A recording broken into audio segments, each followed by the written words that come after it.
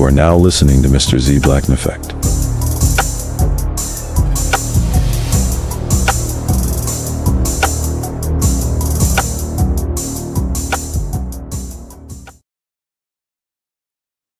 What's going on, y'all? What's going on? What's going on?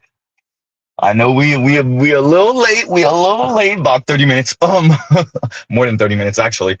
But we do have some things to cover, as y'all see with the title. Wait, Mr. Z, you didn't even do your intro. Like, share, subscribe, hit the super chat on the way in.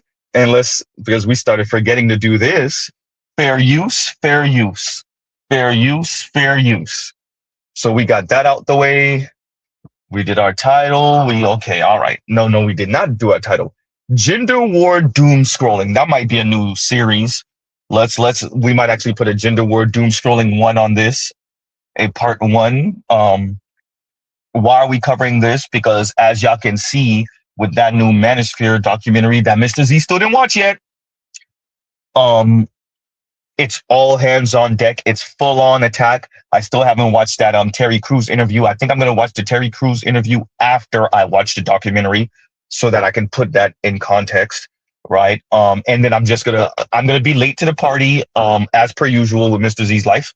I'm gonna be late to the party, and I guess I will be reviewing that Manosphere documentary a month late, right? 3 and 4 weeks late.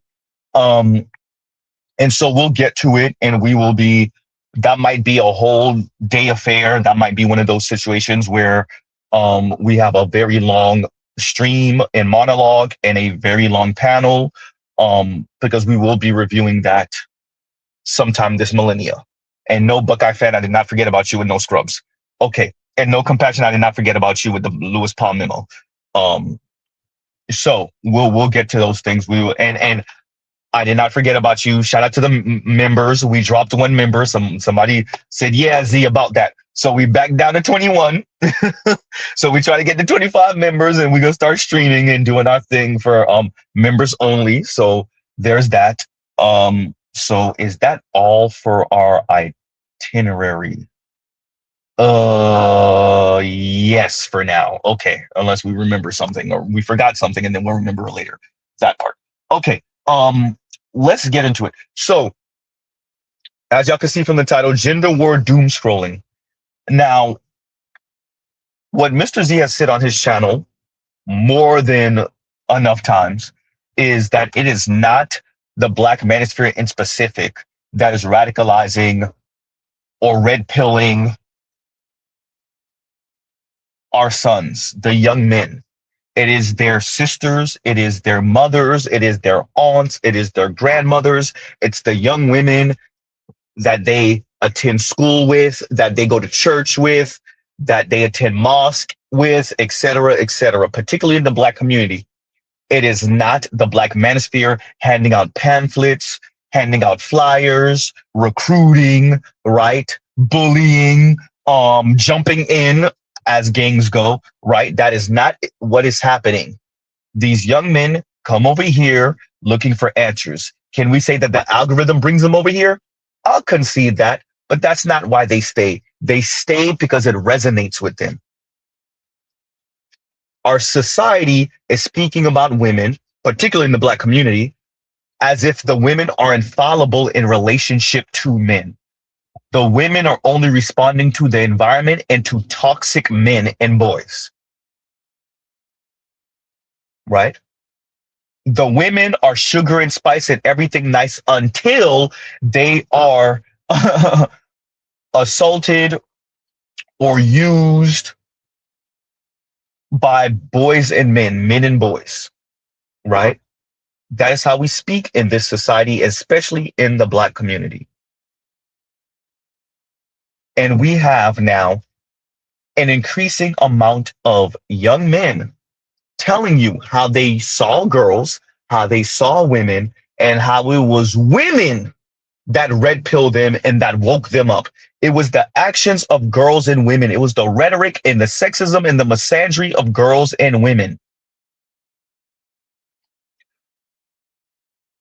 that red pilled the young men. It's not the manosphere or the Black manosphere. It's not air quotes toxic men and toxic male culture and the barber shop and dude and bro culture. And no, it's the girls and the women. It's their entitlement. It's their consumerism and materialism. It's their misandry. It's their sexism. It's their double standards. It's hypergamy. That is what is red pilling the young men. It is women having one foot in patriarchy, one foot in feminism, patriarchy by feminist specifications. It's women relabeling patriarchal, upstanding men who want something fair exchange for what they're doing. It's women relabeling that just being a good person so that women can get the patriarchy for the cheap ski, if not the free ski. Huh? And we have young men saying that now. They really done fucked my head up. I used to view women in such this little fairy tale way, like, oh, they're just these sweet, innocent little princesses that just want a Prince Charming to sweep them off their feet. Oh, that ain't the fucking truth. They just want them a knight in shining armor to save them from the world. The big bad world. Man, I don't know what the fuck I was thinking, dog. I love women to death. But bruh, y'all something else. Like deep down, what y'all truly are, y'all something else, bro. But don't get me wrong, there's different calibers of women just like there's different calibers of men. There are good, wholesome, virtuous women out there. They're just very rare. I just want to give a shout out to all the intelligent, virtuous women out there. Keep doing your thug thizzle. Keep doing your thug thizzle. And they can put on a real good little act for everybody else. They can put on an act for all these other dudes. But when they really desire you and they attracted to you, oh bro, they do anything and everything. I'm talking on anything and everything. Then you go out in public with her and other dudes be staring at her and shit. They probably want to talk to her, want to date her. Oh, she's so beautiful. I just want to take her out. I want her to be my girlfriend. I'm sure this will be running through a lot of you motherfuckers' heads. Little do y'all know, man, this motherfucker nasty. She nasty. Like, if y'all motherfuckers only knew the shit that she let me do to her, y'all wouldn't want her no more. But the shit I've done to her, you wouldn't even want to kiss her. I promise you, brother, man. Women got a nasty, dark sexual side, boy. I'm trying to tell you. Especially if she got, like, kinks and fetishes. Oh, God. Once again, it is not, and he's speaking more on an actual capacity. He's speaking more actually. He's speaking about personality, too. He's telling you, I saw them a particular way. And because whoever find me attractive, they let me do whatever. Their standards are for you, non-desirable man. This is a adage as old as the manosphere. Huh? The rules and the norms are for the lames. She breaks rules for the guys she finds attractive. Being a paymaster, no. If you're available, if she's horny, if she's single, if she's lonely, and you got a pulse, God forbid you're attractive or charismatic or you got a little bit of money, you have a little bit of status wherever you are. Oh, she going. It is not the black manosphere red pilling the young men. It is the women. It is the girls. This young man is telling you, hey, I saw them as sugar, spice, and everything nice. And then homegirl found me attractive, and I see how y'all see her, and I see what she let me do to her. Uh-oh. Huh? Y'all would wife her. But you have no idea. You thinking she virtuous and she's reserved and all that other good stuff. Little do you know.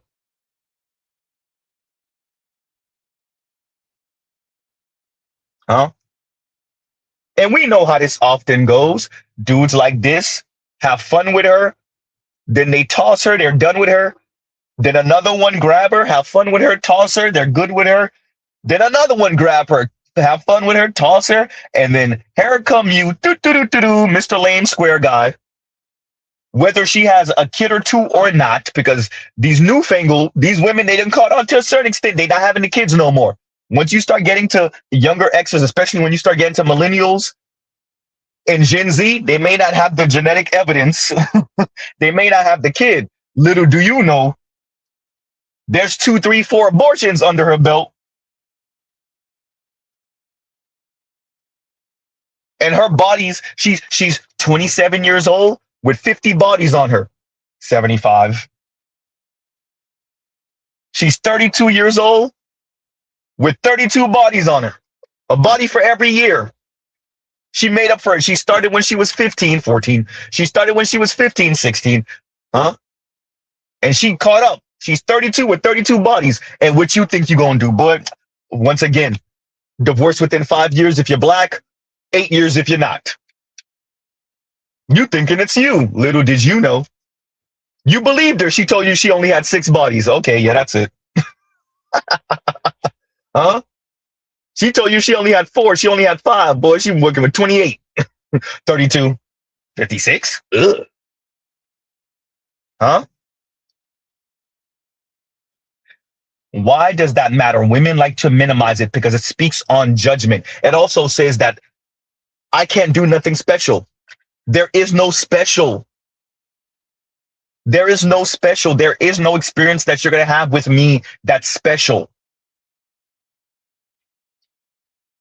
You're just looking for a comfortable place to land for now. You still going to divorce me within 5 years anyway. Huh? Once again, that young man told you it's the women, better yet, that radicalized him, that made him see women different. He said nothing about the men. This had nothing to do with red pill and manosphere and this had to do with the girls and women and what they doing with him and to him.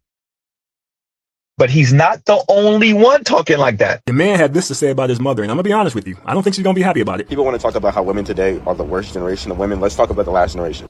Now, I love you, Mom, but I got to do this to you. My mom is a single black mother, 5'1", 230 pounds, unemployed, lives off Section 8, all that.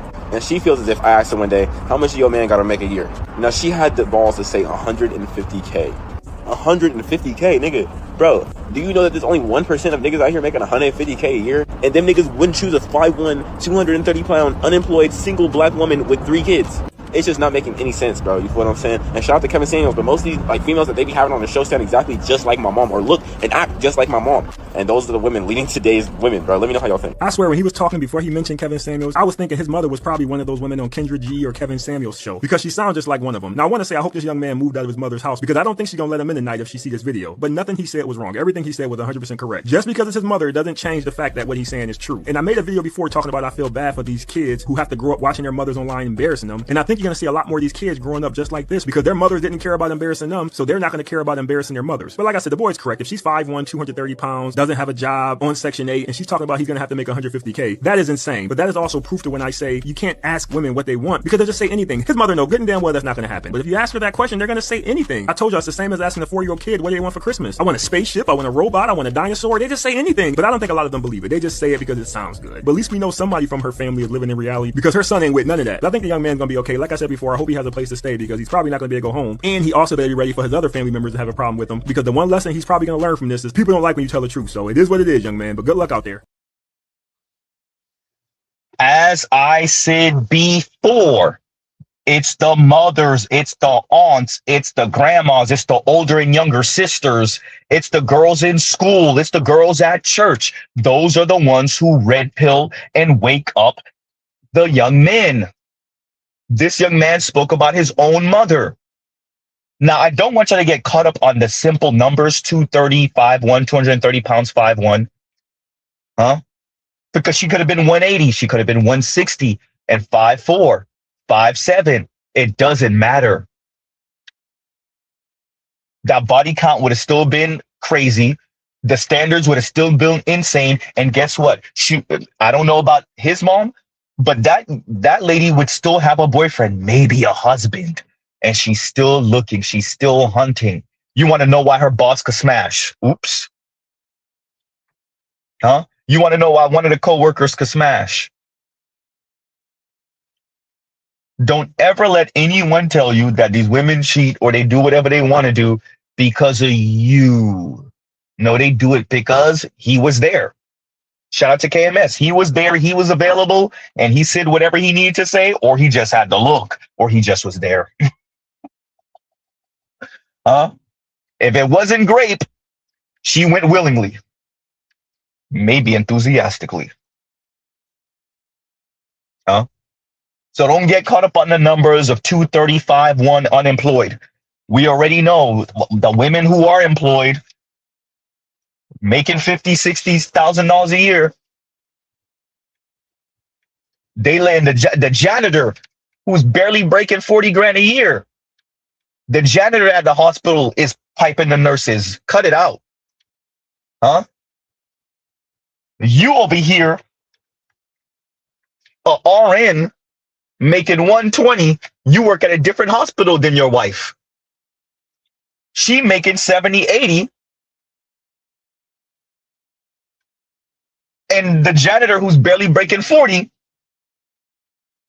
he's handling that in the closet. Hey, women are human beings. They get horny too. They look at like, I wonder what that do. Huh? They have their own agency. They have their own autonomy. And so you have to know women are going to move however they want to move. And the only difference is in our society, we make excuses for them because we speak about women like they're infallible.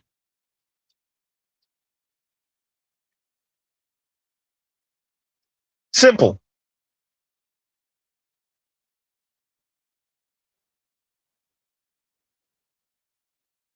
Women have their own agency, their own autonomy. They're independent. They do what they want to do because they want to do it.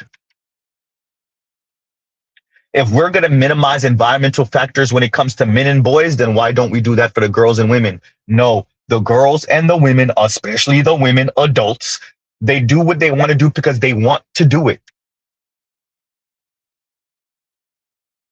That young man's mother, he said 5'1", 230, unemployed. Her standards are at least $150,000 a year. Whatever her height requirement is, whatever her look requirement is, yeah, she not gonna get it. It don't matter. One of y'all will slide through. You're gonna think it's easy. She gonna mess with you for a little bit. She might get a job. She gonna be cheating on you with one of the dudes at the job. God forbid he actually hits one or two of those air quotes standards. Oh, it's a wrap. And she might stay with you. Mean nothing. Okay. She doesn't step out on you. Okay, fine. She doesn't step out on you. Guess what? She looking. She looking. I can't, man. It's such a shame that Obsidian channel got snatched on YouTube a couple of years ago. I've made reference to this a couple of times. Obsidian was talking to some lady on his channel. They had a panel discussion, and the young lady was using the lead attorney as the ideal man. And she was saying, yeah, us women will marry a dude, we'll have kids with him, and we'll be talking to him crazy, and we'll be mad at him for this and that. And the reason why is because he's not the lead attorney. We messed up our chance with the lead, and she's just using the lead attorney. She might have actually liked the lead attorney, but she's using him as an example of the ideal man. And so what she's saying is, we might marry you, we'll have kids from you, but every time we snap on you, it has nothing to do with what you actually did or didn't do. It's not about whatever violation. It's because we don't think we should have been with you. In our minds, we settle for you because you're not the lead attorney. What I'm saying is, whoever end up with this young man's mother, that's what you're going to be on. Whether she eventually becomes employed or not. When she's snapping on you, she ain't snapping on you about that toilet seat being up. She ain't snapping on you about them dishes. She's not snapping on you for that. She's snapping on you because she's with you and she feel like she's settled for you after all that newness is gone. Huh? Because we know that little honeymoon stage, it depends on the couple. It lasts, what, 6 months, 9 months? Maybe if you're super, super lucky, a year. After that newness is gone. Yeah, because she's like, okay, well, I guess I'll stay. I mean, he know I'm still unemployed, so he is sliding me money for my cell phone. I guess I'll stay, right? He did pay my car note for the past 2-3 months, I guess. But she looking. She looking for other suitors. She's open. Of course she's open. Huh? Once again, it is not the black manosphere red pilling these young men. It is these young men's experiences with women and girls. It is what they hear. It is what they see. It is what they are witness to from children to adulthood. It is not the men. It would have been easy to dismiss the men if the women weren't talking and acting the way, once again, I play the videos of the women talking crazy. If the men and the boys didn't see it, especially in the black community, it would not resonate with them. It resonates with them because they know it's real. Mr. Z not playing no AI videos. Huh? These young men and these boys were witness to their moms saying, "Oh yeah, look, he gonna take me to this restaurant. And, I think he all right." They hear their moms on the phone with their girlfriends. Girl, I thought you told me he was boring. Yeah, he boring and the sex is trash, but I mean, he did pay my car note last month, so I'll keep him around. What about your boss that you said was flirting with you and blah blah blah blah blah? Oh yeah, him. Yeah, we scheduled to go out next month. Yeah. Because you remember I got so much to do. Yeah, remember I gotta go out of town for such and such and such and such. Yeah. We gonna go out in next month. You think those boys don't hear? They hear it. If y'all remember the story of the middle-aged white woman that tried to get her husband deleted, right? She cheated on him.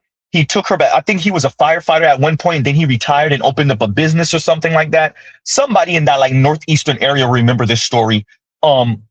She cheated on him. He took her back. Then she filed for divorce, I think. And then the divorce was going relatively smoothly until it came to the house. Then she had a private investigator follow him around, blah, blah, blah. The private investigator couldn't get too much on him. Then she tried to get the private investigator, who was a retired cop, to find someone to delete him.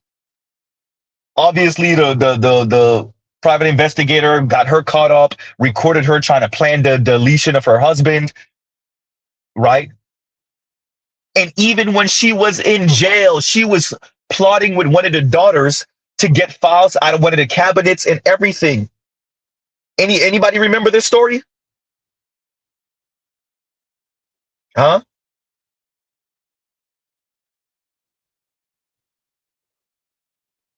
Anybody remember this story?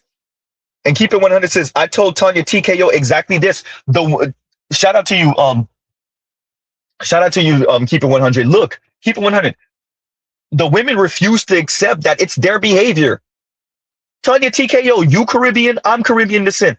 You think we don't see y'all? We see y'all. It be y'all. It don't be our dads or our uncles. Yeah, they tell us little thing here, little thing there. It be y'all. No wonder y'all don't want to have boys. You think, hey, I want all of y'all to understand. The women want so bad not to change their behavior. The women want so bad to be, air quotes, on the right side of history. They don't even want to have boys no more. Because the boys wake up one day and they have to date women.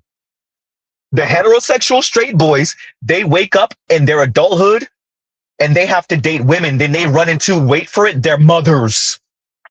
Now they realize what their dad and their uncle was saying. So instead of the women correcting their behavior or correcting their behavior through their daughters and their nieces, they said, screw it, I just won't have no boys.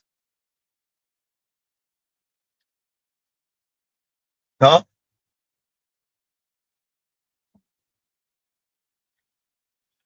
That's what we are now.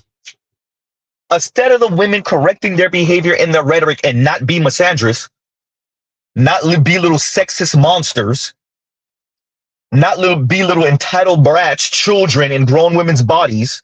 Instead of them doing that, now they telling you, I don't want to have no son. Huh? That's what we are now. Weird. And the technocrats think they play an interesting game. We'll starve the men out, and then we'll break the will of the men by having the women keep their vagina on ice. No, let all them women pipe the top 20, maybe the top third of men. Let them have all the kids from them and just watch your society go to crap. Let China take over and just watch your society go to crap. Watch Western civilization go to crap. Y'all think y'all using the women against us? If you haven't noticed, the young men said, you know what? I'll bow out gracefully. If I'm not going to be a select man, if I'm going to have to work skin and bones just to be, air quotes, semi-appealing to this chick that's going to divorce me in 8 years if I'm not black, in 5 years if I am black anyway, yeah, how about not? And that's if we even get married.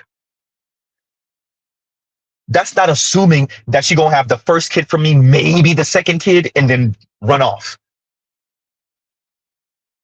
Huh?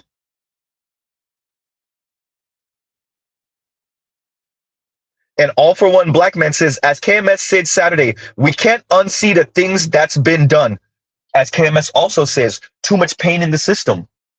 To all the technocrats, to all these celebrity guys, black, white, Latino, that watch this damn Manosphere documentary. Now everybody want to be the toxic master, the toxic men, and the red pill, and oh my God, I don't know what's going on. And these men, these young boys, these young men, they're watching all this toxic masculinity stuff. It's not. I promise you, Mr. Z. You know what? I'm going to do it. I'm going to do it. Prepare that. I'm going to have a stream where I just play women in their own voices talking crazy.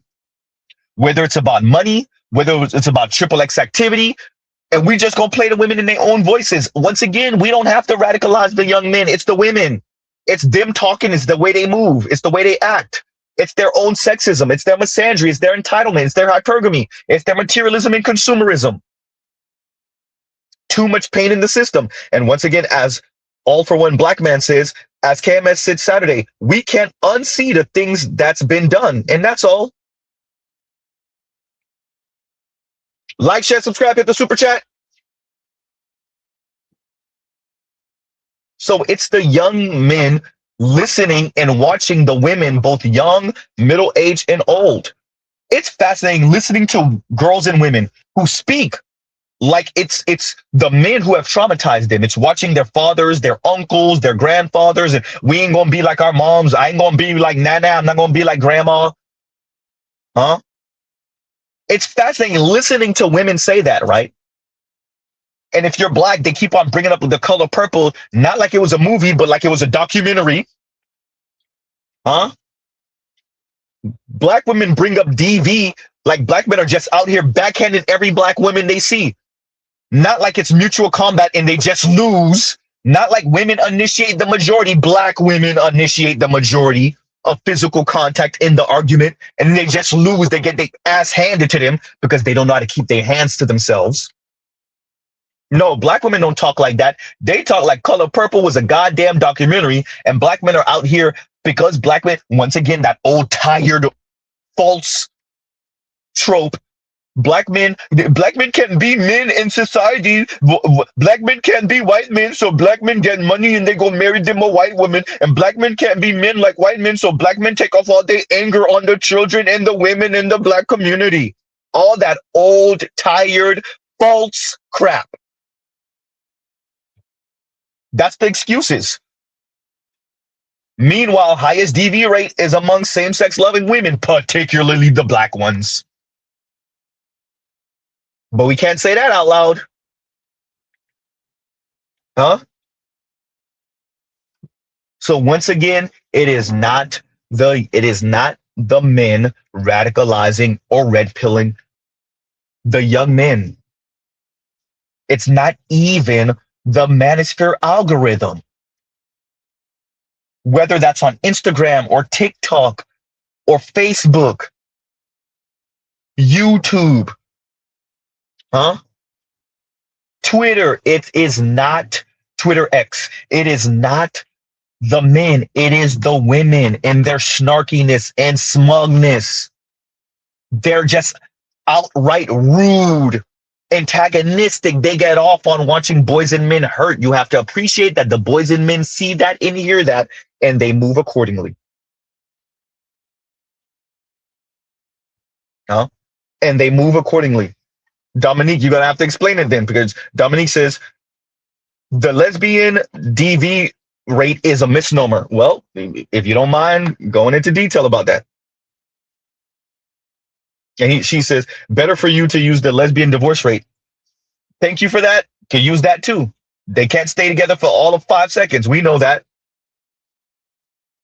Either way. And if you don't mind going into detail about that DV rate and what I might be getting wrong about that, please and thank you. Continuing. Like, share, subscribe, hit the super chat. They didn't really fuck my head up. I used to view women in such this little fairy tale way, like, oh, they're just these sweet, innocent little princesses that just want a Prince Charming to sweep them off their feet. Oh, that ain't the fucking truth. They just want them a knight in shining armor to save them from the world. The big bad world. Man, I don't know what the fuck I was thinking, dog. I love women to death. But bruh, y'all something else. Like deep down, what y'all truly are, y'all something else, bro. Cause don't get me wrong, there's different calibers of women just like there's different calibers of men. There are good, wholesome, virtuous women out there. They're just very rare. I just want to give a shout out to all the intelligent, virtuous women out there. Keep doing your thug thizzle. Keep doing your thug thizzle. And they can put on a real good little act for everybody else. They can put on an act for all these other dudes. But when they really desire you and they attracted to you, oh bro, they do anything and everything. I'm talking about anything and everything. Then you go out in public with her and other dudes be staring at her and shit. They probably want to talk to her, want to date her. Oh, she's so beautiful. I just want to take her out. I want her to be my girlfriend. I'm sure this will be running through a lot of you motherfuckers' heads. Little do y'all know, man, this motherfucker nasty. She nasty. Like, if y'all motherfuckers only knew the shit that she let me do to her, y'all wouldn't want her no more. But the shit I've done to her, you wouldn't even want to kiss her. I promise you, brother, man. Women got a nasty dark sexual side, boy. I'm trying to tell you, especially if she got like kinks and fetishes. Oh god.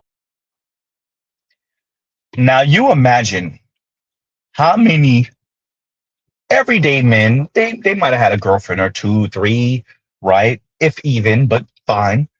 And the salt of the earth men, everyday men, and the non-select men. And they overhear this. Those were the men 2 and 3 generations ago that would marry that woman. They would have married her. They wouldn't have known, but they would have married her. And they would have had 1 or 2 kids with her, even if she came to them with 1 or 2 other kids, including, yeah, we know that happened in the Black community, but it even happened in the Latino community, and it happened amongst white folks. It happened. It happened. The non-select man got to wait until she damn near in her mid-30s, and he finally get a chance, and he gonna give her 1 or 2 more kids, even though she came to him with 1 or 2 kids already, or 3. But the non-select man now appreciates, the salt of the earth man now appreciates, yeah, not only does she not value me, even though I'm saving her ass, she still got a taste for this. She still got a taste for guys like this, number 1, number 2. Number 3, the kids are going to be disrespectful. Number 4, she's still going to leave my ass. Huh? She's still going to leave me. It's not like she's going to be here for life. I'm going to be the dumbass to marry her. See, unlike back in the day where Granny married the first dude, it just didn't work out. Then she got divorced and she married the second dude. No. Nowadays, mama them got 1 or 2 kids from 1 or 2 dudes, and then you supposed to be the lame to marry her and then give her another 2 kids. And then when she filed for divorce, now she gonna get child support and stretch that out amongst the 4 kids. Yeah, how about not? God forbid your dumbass claim those other 2 kids. Oh, that's your ass. And some of our uncles are going through it now. I want somebody to tell me I'm lying, especially for us millennials.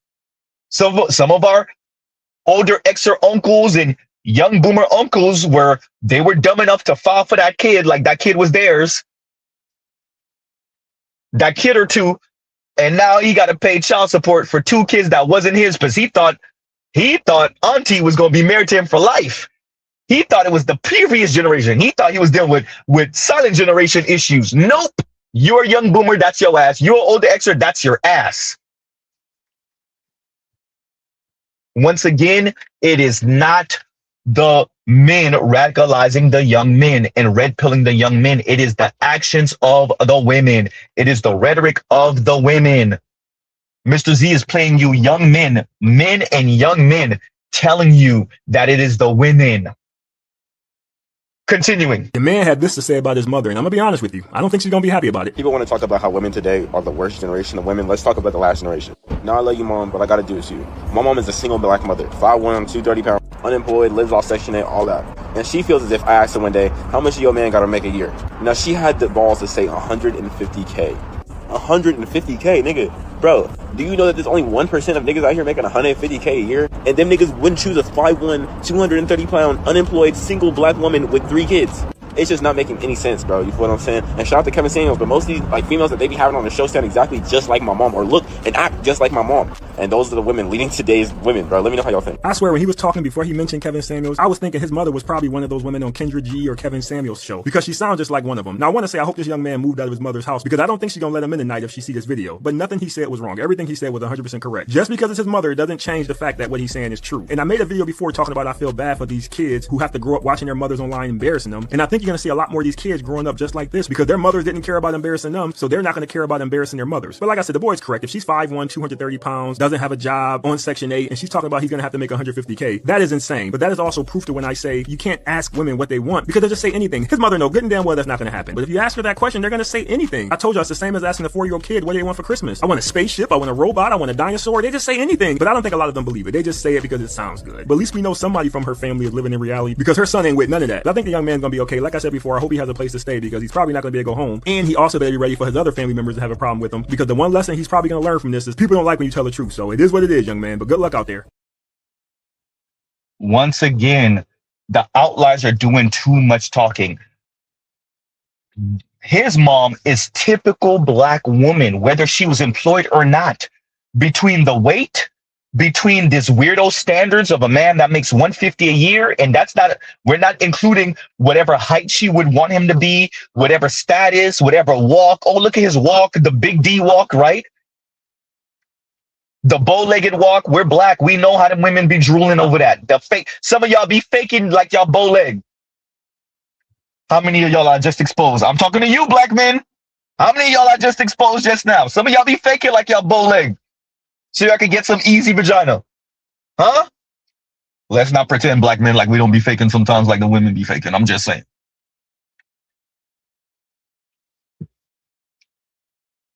The outliers are doing too much talking. That young man's mother is typical in the black community, including for the employed women, black women in the black community. She's typical.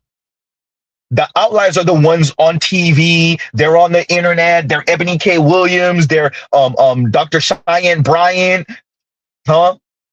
Angela Rye, Tiffany Cross, Kim Foster, Olay, Delaney. Those are the outliers. Oh, I don't need no man. I'll make my own money. Internet. This. No. That young man's mom is the typical one. She's the one, either she's unemployed or she's making $30,000, $40,000 a year, maybe 50. Her bills are kicking her ass. She's barely making it, and she's still looking for a super hyper god of a man. Earn this much, be this tall, look this good. Because she's looking to be saved. And she wants you to have a certain look for her own ego, for her status in her girl circle, in her friend circle. Because them women be rah, rah, rah. They rather be single. I could do better by myself. But when they have a man, they want to be able to brag on him. They're not going to brag on him, but they want to be able to brag on him. Because he's supposed to be the status symbol. Just him. He's supposed to be the status symbol. That's why they want him to be tall. That's why they want him to earn a certain amount. That's why they want him to look a certain way. So that he's the status symbol. When he gets her is the status symbol. Now what she drives is a status symbol. The house is a status symbol. The zip code is a status symbol. Huh? The school that the kids go to is a status symbol. And he himself is a status symbol. His career is a status symbol. Huh? All the women are playing this game. But once again, the outliers are doing so much talking that people really believe that women are okay. They're not okay. That black women are okay. They're not okay. Ebony K. Williams is okay. Maybe. Angela Rye might be okay. Oprah's okay. Gayle King is okay. Whoopi Goldberg is okay. Huh? Yeah. What's homegirl name that used to be on MSNBC, the little cute chocolate sister that married the white dude, now she got a mixed kid? Y'all know who I'm talking about. With the short haircut. Her face is right there. Somebody gonna say her name. Y'all know who I'm talking about. She's okay financially. There's a number of these women that's okay. But most women, most black women are not. They're in the struggle, and they're looking for a paymaster man who also is humble and will kiss their ass to do for them. That's why they called it to Kendra G and Ashley Dalton. Huh? And when Kevin was alive, Kevin Samuels, they're not looking for love as much as they're looking for a lifestyle. A lifestyle wrapped in 6'2", 6'3", big triceps and biceps, with a $200,000, $250,000 a year life. Huh? Yeah. The women are not doing, particularly black women, they're not doing okay. Because ain't nobody trying to be 60 and broke. I'm gonna keep it a buck. The data in this chart sucks, but there's hope. So the data in this chart suggests that black women who have a degree but are single at 60 have a net worth of $11,000, which, as we know, that's just not enough to live off of.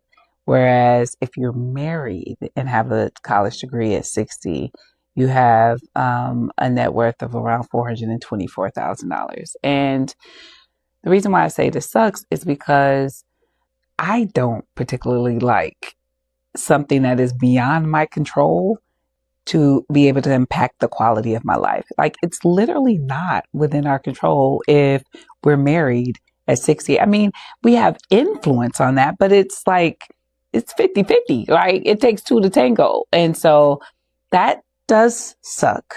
However, the decision. Yawn, however, nope, you're not married. You didn't get married, and the struggle is with you. Are some of you going to earn enough where you were able to mitigate for that? Yes. Most of you, absolutely not. Welcome to hell.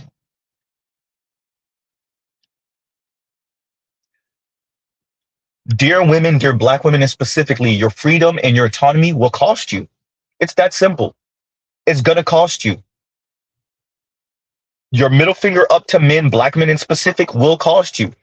It's fascinating to listen to all these independent, high income, high earning women that actually you don't got it like that. And by all means, it's not up to Mr. Z or anyone in the black manosphere to tell you to get on our program so that you don't starve. That's not up to me to dictate to you. Just figure it out. Whether y'all going 2-3 deep in an apartment somewhere in somebody's home, whether you're going to share bills, all that community talk. Yeah, that sounds good. But can you be honest with everyone why you have to do this quote unquote community talk? You're mitigating for not having a man. And most of you don't earn enough, nor will you ever, particularly as black folks, black women. But we don't end there. This careless and quite frankly crass attitude that black women in general have about being the most single and the most overweight is, in my opinion, more alarming than the stats themselves. Who gives a F? You should give an F. And I'm going to give you one reason why, among many, which I will be reporting on shortly. One big reason has to do with money and the life that will go on as you age. Black women, single, college educated at age 60 and older, carry a median wealth of $11,000. In contrast to black married women, $424,000. White unmarried women, $384,000. That's how the stats are laid out, y'all. So what does this mean? Simply put, it means you will age poor. You are not going to have any money. So the life that will go on is going to be rougher than you think, and more people are going to be crying than you'll admit. And there you go, right? And there you go. The struggle is real. The struggle is real. Y'all give Z a second. Y'all talk amongst yourselves.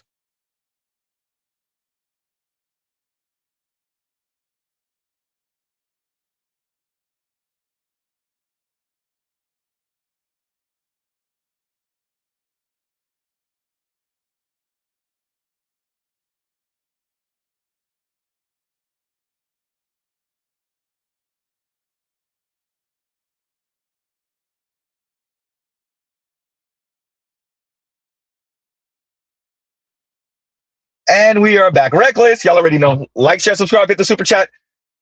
Right? So, and someone said Tamron Hall. That's exactly what I was speaking about. Where did that go? Where did it go? Somebody said it. Somebody got it right. And NYC got it right. Tamron Hall, Z. That's exactly what I was talking about. Tamron Hall, look, brothers was drooling over Tamron Hall. Tamron Hall turned around, got preggo from a white dude in 2.3 seconds, and then married him and disappeared on y'all ass. She's still doing news, right? She's still doing her thing. Brothers was drooling over Tamron Hall. Tamron Hall is a very attractive woman. It didn't mean nothing. Remember, she used to date, what's his name? Lawrence O'Donnell off of MSNBC. Y'all should have known.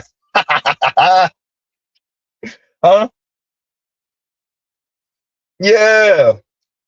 Tamron Hall gonna be okay. What about the masses of black women? They're not. And so, as I Am Taylor was saying, black women's life is going to be rougher and tougher and more, and they're going to face more struggles as they age. That's what it is. So all that fake female empowerment thing, that's the outliers talking. That's why Mr. Z says the outliers are doing, wait for it, too much talking. The outliers are doing too much talking. And that's all the outliers are doing. All these black women, the Cheyenne.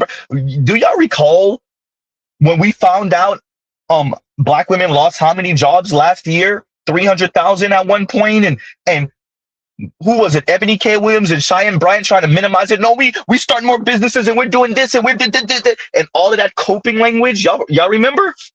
All of that was coping language.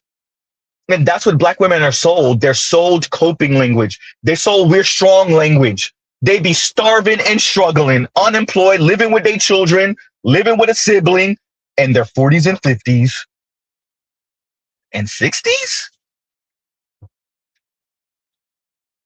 Huh? In the struggle. But Dr. Cheyenne Bryant and Ebony K. Williams, and who else was it on that panel? Minimizing it and trying to make it sound empowering. Cut it out.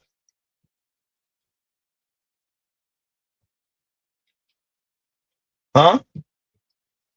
Don't let them see you sweat, girl. Don't let them see you sweat. Y'all starving.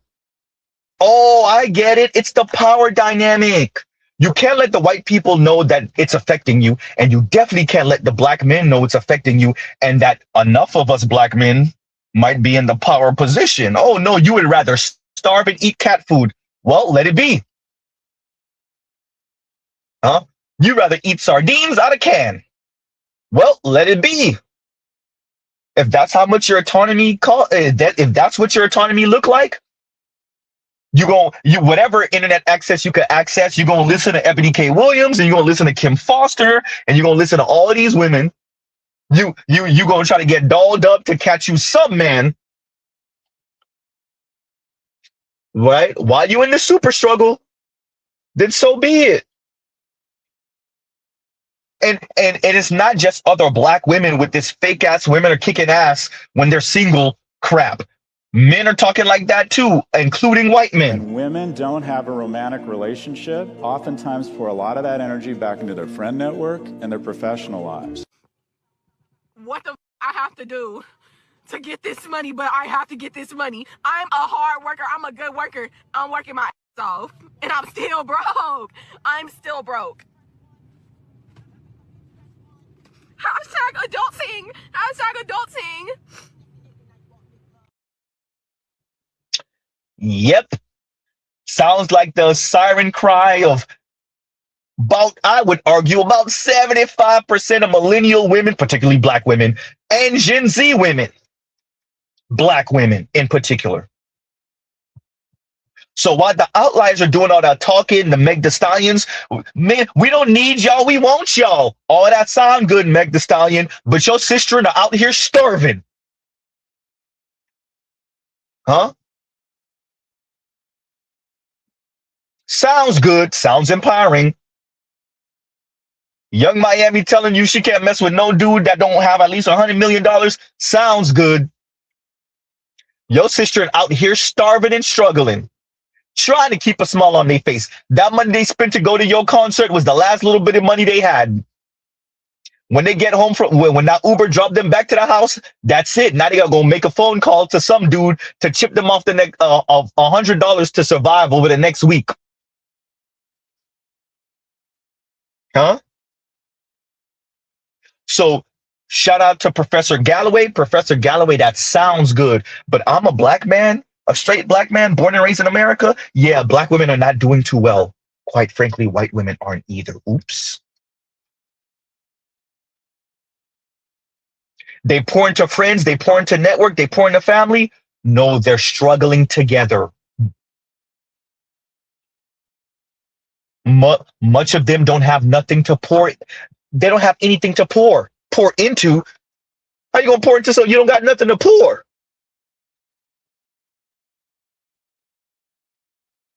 They're super struggling.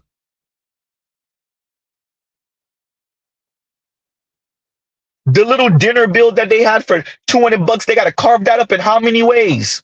Because nobody could say, I got it. Y'all pay me back another time. Next time we go to the restaurant, somebody else get it. They can't afford to do it.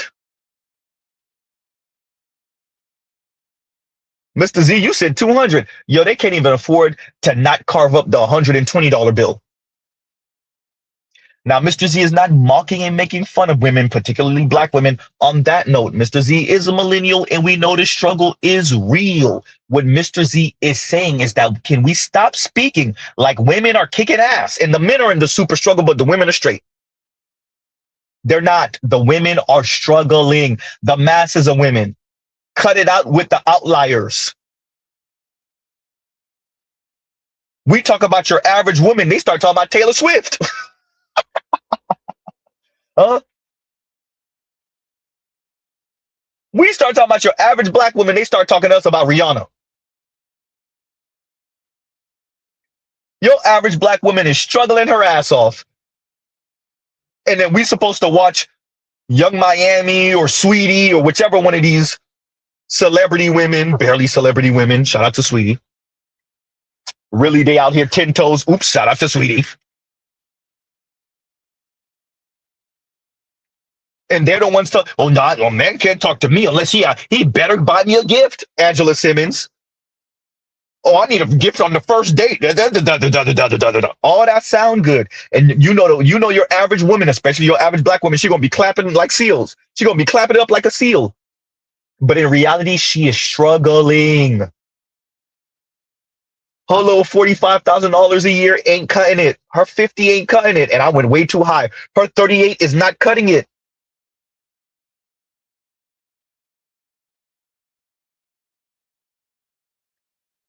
And that's the real.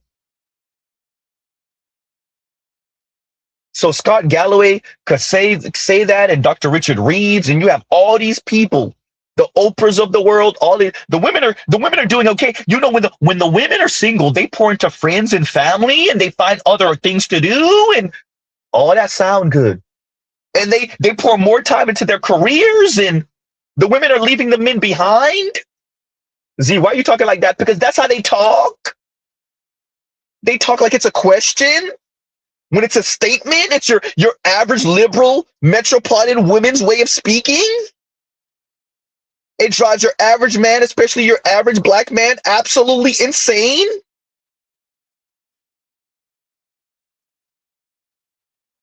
Huh? We speak like this so that we don't sound offensive, even though it's an attack on most people on planet Earth's eardrums.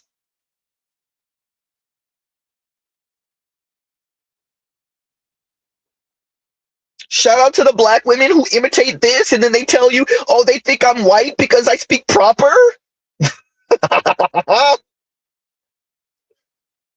Huh? They say I talk like I'm white because I speak like this. Huh?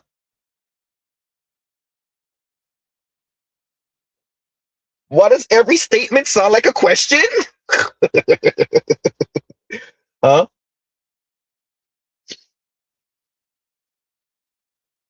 No, the ladies aren't doing okay, everyone. They're not doing okay.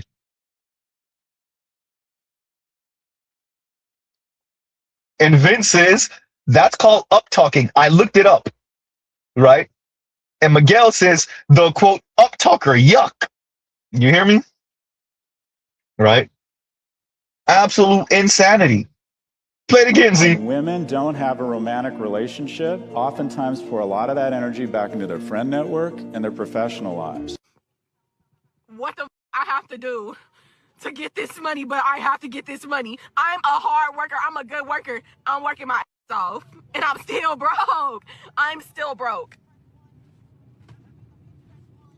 Hashtag adulting. Hashtag adulting.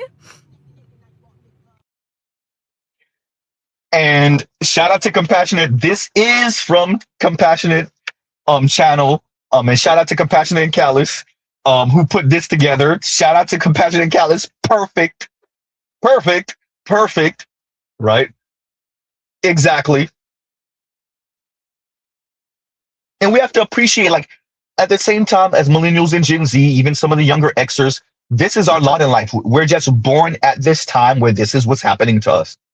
So the women aren't immune to that. This is not necessarily Mr. Z mocking the women, whether they're younger Xers, whether they're millennials, whether they're Gen Z, for going through what we're all going through at some level or capacity, what many of us at least are going through financially because of the environment. Because the US dollar is losing its power, right? Because of inflation, the K-shaped recovery, late stage capitalism, right? The Trump effect, etc., etc. With that, the way our society is positioning women as the buffer, as if they're doing okay, as a matter of fact, better than okay. They're excelling in this environment in mass. And the men are the anchor. When in reality, the men still, for the most part, earn more than women, right? Particularly in the Black community, Black men earn more, Black men have more wealth. Huh?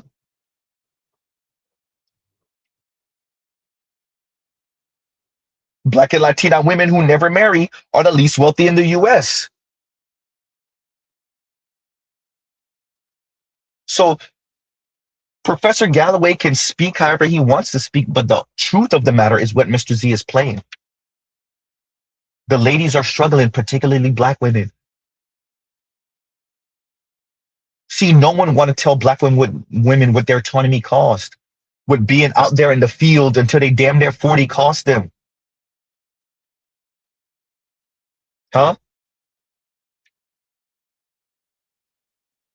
So Black women are encouraged by the Leslie Jones of the world to not get married because it's slavery. Sound good? Huh? Don't get married because it's slavery. That sound good. It sounds liberating to be free out here doing whatever you want to do, and really it's just dirty macking. It's just dirty macking. It's just backbiting. It's just spiteful comments because, once again, the Leslie Jones of the world can't get the type of man, white man, the type of man she wants to do what she wants at the level. Leslie Jones can always buy a white peen, and she gonna know why he there, and he gonna know why he there. She don't want that. She wants something genuine, understandable, and she want it from a white dude, preferably. Understandable. But the white dudes that would go, she don't want them because they're bums. Huh? Leslie Jones don't got the money to buy the white dudes that are not looking at her. She don't got the money for it. And so she makes little backbiting, hating ass comments. You see this around the way with women across the board, not just Black women, particularly Black women, but not just Black women. Huh? And Compassionate says, we're effed once the robots earn more than the men, though. The women not going to be satisfied, bro. Huh? Clip banger 1000 that cooks and cleans, it's not enough. Even when she set him for a bit of banter and a big back and forth and a bit of charisma and sarcasm, it's not enough, bro. Huh? That hypergamy scale is going to keep on scaling to impossible. It's at impossible now. The BT 1000 bang clip, it's still not enough. That damn robot gonna be 6'8", 12-inch member, earthquake vibration, cooks, cleans, Huh? And it's still not going to be enough. It's impossible. Huh?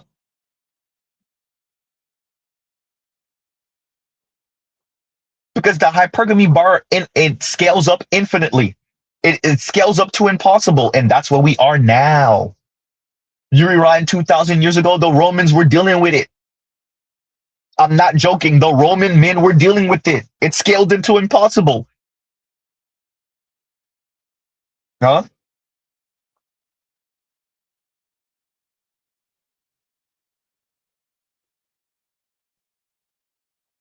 And that's what it is. And hey, it's okay if the women are gonna throw a temper tantrum and say we ain't gonna have no kids because not enough men are. Nothing wrong with that. Not enough men can make sure that I live in the lap of luxury, whether I work or not. Whether I work or not, I want to feel absolutely no financial stress whatsoever. I want to feel absolutely no mental stress whatsoever, emotional stress at all, ever. If the women set the bar there, which is where they set the bar, and they say they ain't gonna have kids unless it's absolutely the perfect environment outside, then let the entire society feel that. Let the entire planet feel that. If the women are saying, if you don't catch me with the oops baby before the age of 25, I ain't gonna have the kid unless my situation is perfect, or unless the baby rabies hit me somewhere in my early mid 30s. But more than likely, I'm not gonna have the kid unless my situation is perfect. Hey, then let it be what it is. Shout out to the technocrats who think they're gonna get the money from the men on the back end through taxes or through whatever way they're gonna try to subsidize the women, through finding some way to get the money out of the men, through taxing you for your Xbox subscription, your PlayStation subscription, start taxing tools of men and certain automobiles and cars they know men more likely are the ones to buy, the lifted trucks. They start taxing mud tires more or something, turbo kits for cars more. They're going to try to find some way to funnel that money back to the women who never got married and never had kids, and the most she ever earned in her life was $48,000. Exactly what I'm saying. Incoming bachelor tax. Exactly what I'm saying, Vegas. Huh? So to Professor Galloway, what you said sound nice, but in reality, the women are struggling. Struggle. Play it one more again, Z, and then we'll move along. When women don't have a romantic relationship, oftentimes pour a lot of that energy back into their friend network and their professional lives. What the I have to do to get this money, but I have to get this money. I'm a hard worker. I'm a good worker. I'm working my ass off, and I'm still broke. I'm still broke. Hashtag adulting. Hashtag adulting. Oh, man. And let's read this from Compassion. Compassion says, women in this era will be a historical cautionary tale for societies of the future. Sucks to suck. I think that's possible. To be honest with you, that all depends on the technology. And maybe we're going through a borderline self-culling because we don't need the population anymore. And so when Mr. Z puts on his tinfoil kufi, his tinfoil Kango, his tinfoil do-rag, I do think that this is on purpose to choke you to death and make you know you're not supposed to have more than one kid, if even. And so you will yourself take yourself out the pool.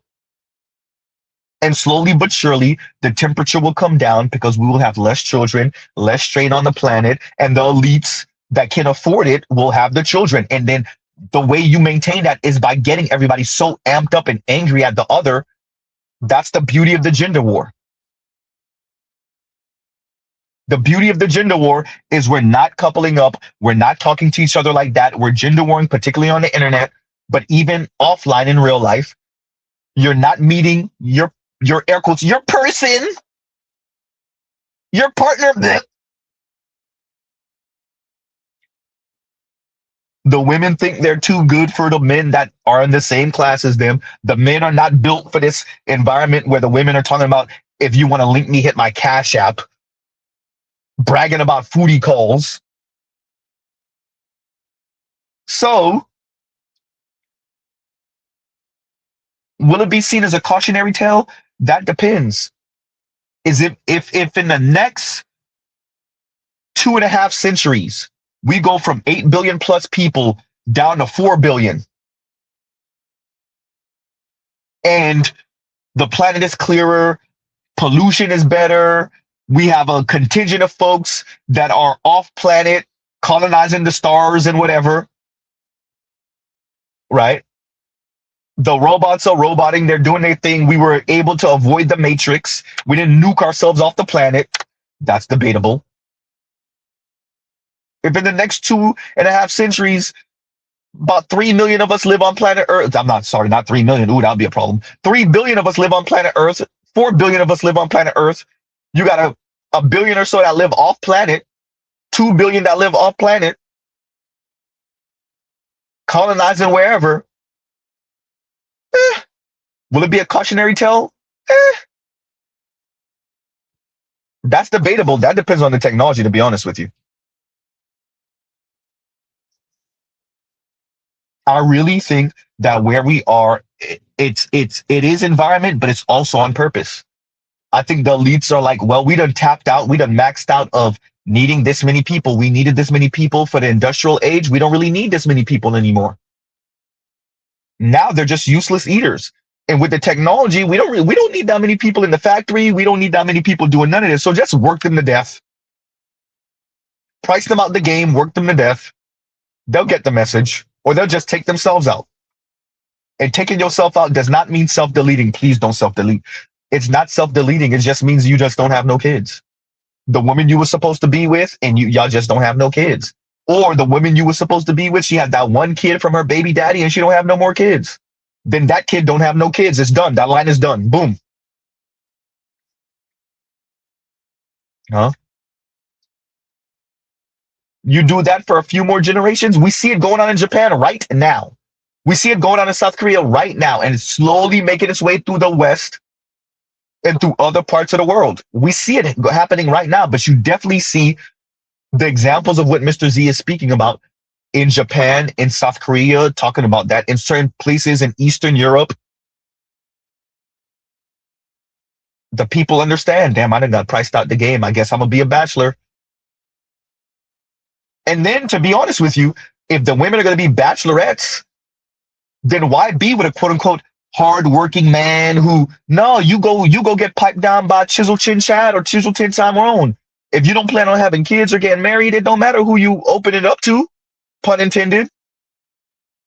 Now it's all about vanity and who gonna pipe you the best. See, when you want to have a family and things are serious, if you're a serious person, at least you got to evaluate all of these things. You got to think differently. You got to be a serious person. But if you, let's say you only have one kid, but you doing all right-ish. Oh, yeah. If you're a woman, you doing okay-ish financially, and you only have one kid, and you know you being left your mom's house. She already paid it off. Yada, yada, yada. You know what type of money you getting when she passed away. Yeah, you can evaluate men differently. That mean Tyrone, yeah, you could pipe Tyrone. Or let Tyrone pipe you, better yet. Let alone, if you ain't trying to get married to have no kids, oh no, now, or it really don't matter.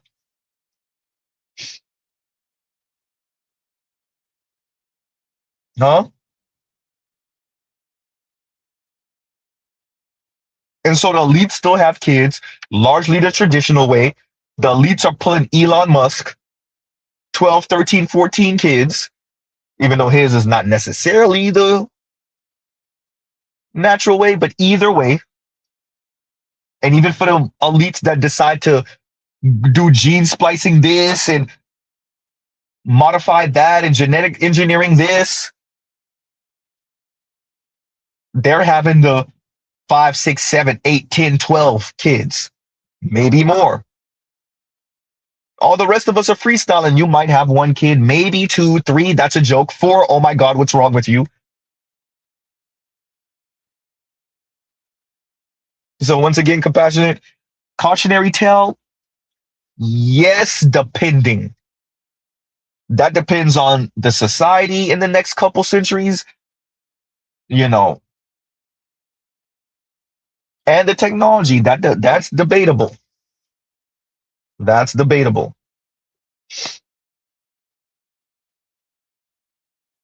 Oh man. Hey, Trell, I'm about to say something. Rainbow is hell in a minute. Trell says, LOL, word on the street is Tyrone these days likes his backdoor played with. Trill, does it even matter if we ain't having kids? All that man stuff and masculinity, femininity stuff, that means something when there's rules. When you want to present yourself a certain way towards other men, towards your children, towards the woman, because you want to be with her for a lifetime. You don't want her to look at you like that. You definitely don't want her to be talking about you like that. And you definitely don't want her to be talking about you like that in front of your kids. Does it matter when y'all only going to be around each other for the next 6 to 9 months and you ain't never going to see her again?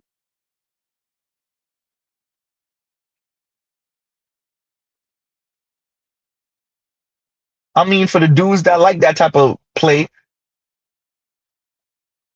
if you only going to be around her for the next 6 to 9 months and y'all got some type of kink thing going on, does it even matter? Huh?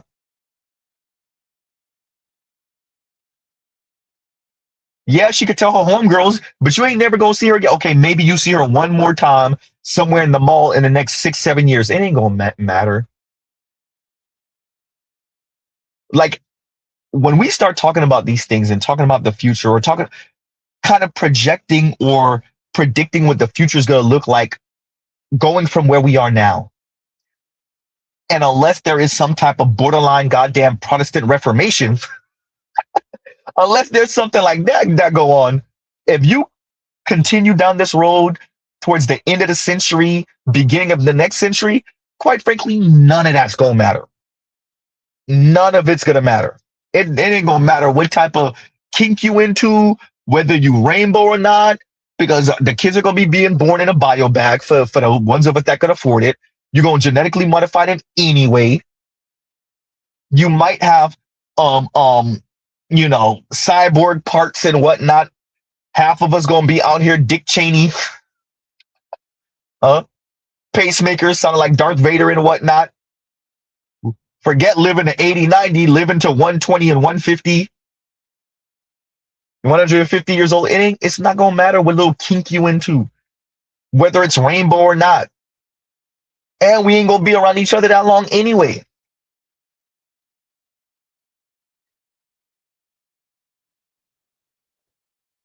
Huh?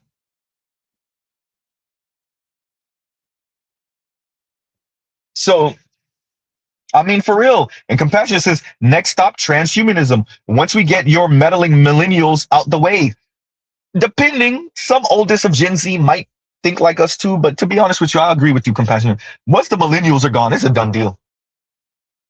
Or once the millennials, they don't even got to be gone. They just got to be old enough. Yeah. They just got to be old enough, and the few millennials or the millennials that actually believe in this new normal, once a few of them get enough power, whether it's the Mark Zuckerbergs of the world, oops, huh? How old is Jack Dorsey? Is Jack Dorsey not a millennial, or is he an absolute youngest of Xer? Once the Jack Dorseys and the Mark Zuckerbergs of the world start running things around the planet in these different countries, you could kiss all that's goodbye. It's done. Because remember, you're dealing with a certain level of nerd that don't care. They've been drooling over this anyway. The only people, quite frankly, that's holding them back is the older Xers and the boomers. But once the older Xers and the boomers are gone, once them younger Xers, the weirdo nerd ones, the smart ones, very smart, very technologically savvy, but once they get into power, those younger Xers, oh, it's a wrap. And then you're gonna get the millennials, the Mark Zuckerbergs, the Jack Dorseys, the even though Peter Thiel is an Xer, the Peter Thiels, Peter Thiel without someone tying his hands behind his back? You imagine Peter Thiel of all people as president? Oh, huh?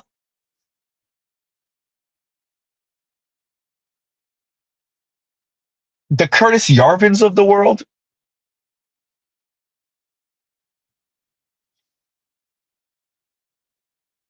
Because the JD Vance of the world swear they're gonna be able to defeat. No, bro, don't forget who funded you, player.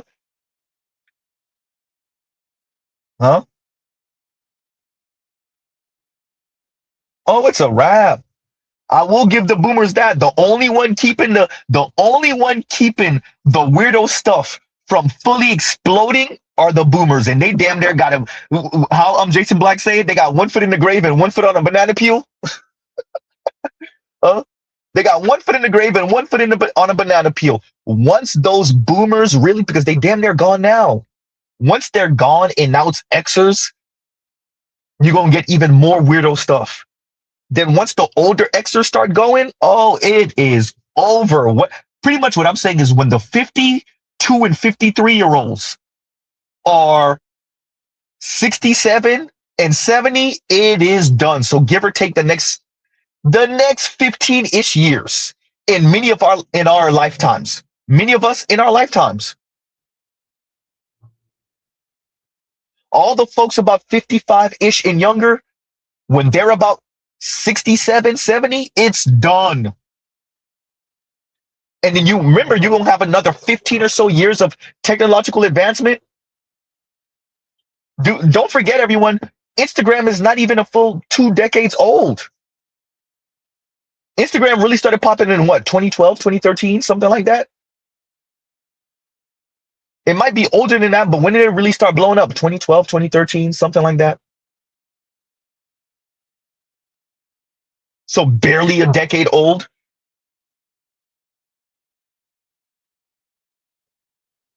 It's Facebook and them that are now like MySpace and them are 20 plus years old now, and still 2 decades, y'all. Look how we took to this level of social media. I know somebody gonna bring up Black Planet, all this other stuff. Cut it out. It took us. Look how quickly social media completely changed the landscape.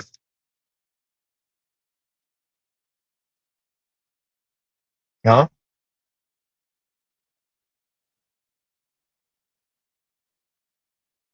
So you imagine another 2 decades of this, 15 or so years? Huh? Compassionate says almost half the millennials won't replace themselves. That means we've cut our generation human resources in half within 1 generation. Now they just gotta run out the clock. I mean, you still have China and certain parts of South America, even though many of them are below replacement rate already too. But in in Africa, they're still doing pretty okay. Certain parts of India, I think India's teetering on 2.1 already. Last time I checked, it was 2.4. It already dropped down last time I checked again. But India is like certain other, South Asian countries are teetering. It depends. But to be frank with you, with this situation with Iran, I mean, when you hit COVID and then this situation with Iran, and depending on how long this happens, it's like shot after shot after shot, and it is causing people to reevaluate.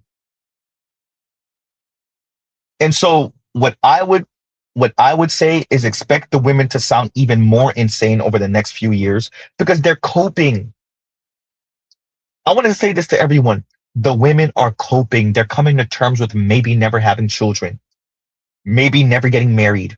And so they're telling you and they're telling themselves, when they're saying that to us online and when they're saying that in person, when you overhear it, they're saying that to us, true indeed, but they're really saying it to themselves. They're trying to cope with. Now they're telling themselves and trying to psych themselves out.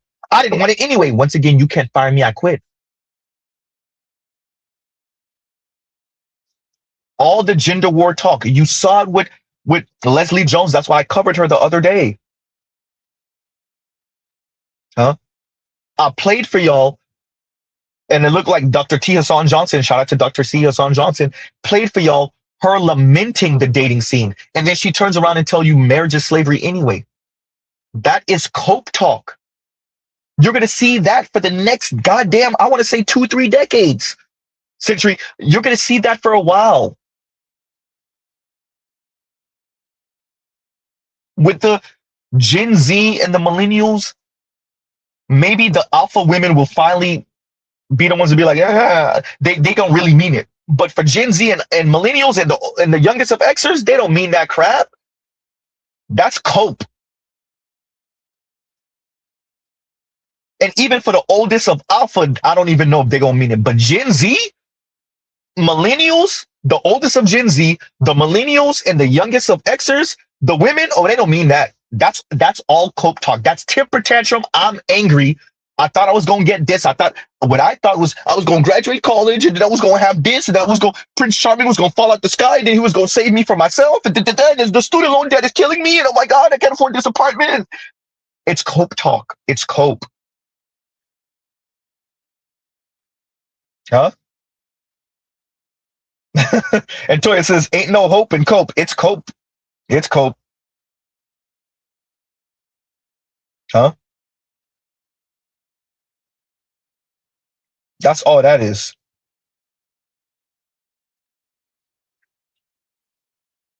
So I suspect you're going to keep on hearing that. You're going to keep on hearing, I'm okay being said. And why they keep on showing all these TV shows where there's a romantic lead here and a woman got to be saved by a man and and that's all cope. That's all. Please don't show it to me. I don't want to hear the songs. I don't want to see the movies. I don't want to, none of it. I don't want to watch the television shows. And you got to remember, the women were raised, Western women, American women, Black American women were raised watching the same television shows and movies and whatnot. And they were born and raised in this late stage capitalist society, materialism, consumerism. So for the ladies, if he's not super tall and good looking and gonna blow my back out, or he can buy me optimally, that's the movies they want to watch. That's the romance. But a normal movie where they're no, what was it called? The Materialist. Most of the women were throwing a damn fit. What they called it, broke boy propaganda. Once again, in America, median income 43,000. Median salary 43,000. Average salary 64,000. And they watched The Materialist. When Chris Evans, they watched The Materialist. And they called it broke boy propaganda, as if the women are not making their little 30-something, 40-something, 50-something $1,000 a year. Where are all these hot $80,000+, $85,000+ women? Where are they? But they called it materialist broke boy propaganda.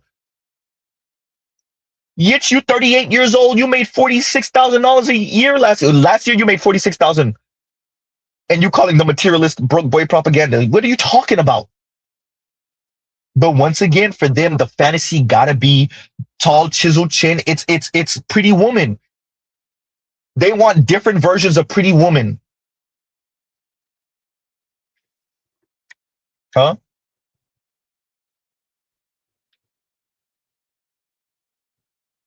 And talking about women throwing a temper tantrum, I think this is the right one. Continuing.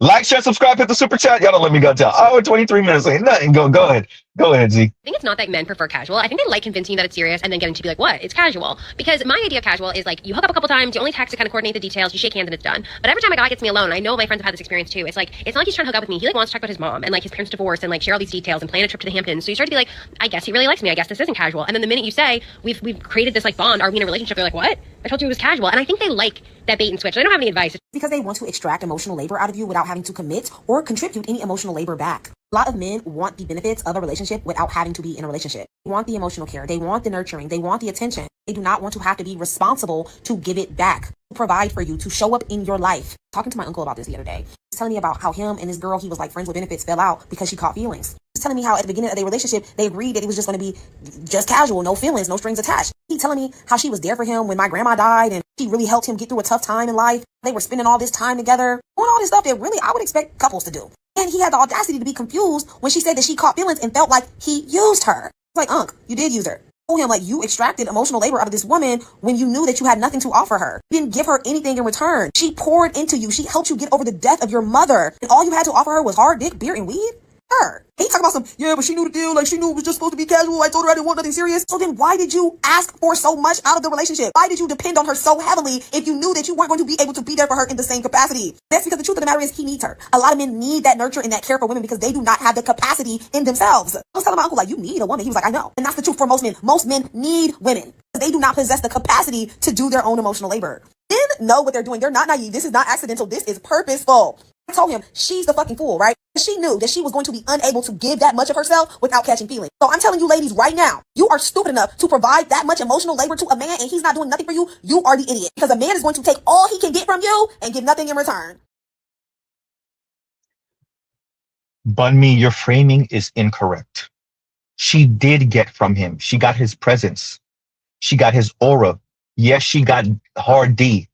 She got a companion. She had someone to talk to. She had someone to make her feel not lonely. So yes, your uncle got someone to work with him through the passing of your grandmother, his mother. If your uncle told her from the beginning, if they had an agreement, this is just friends with benefit, we just smashing. He set the ground rules. She set the ground rules. They both agreed to the ground rules. How is it still the man's fault? She did get from him. You just don't want to count what she got from him. It's not a woman being stupid. It's a woman agreeing to something and then regretting it afterward and acting like she got bamboozled.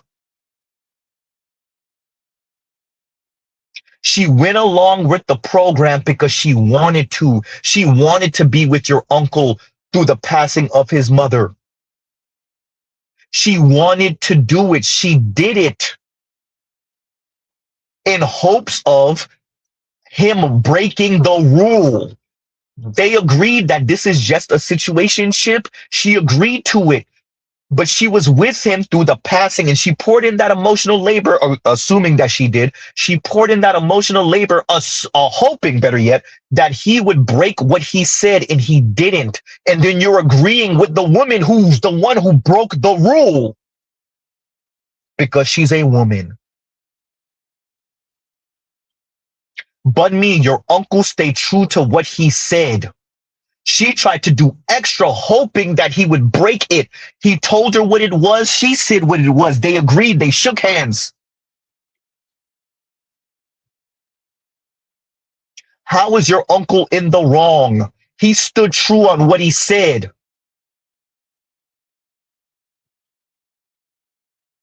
If she went above and beyond, hoping that he would change his mind and he didn't, who's at fault?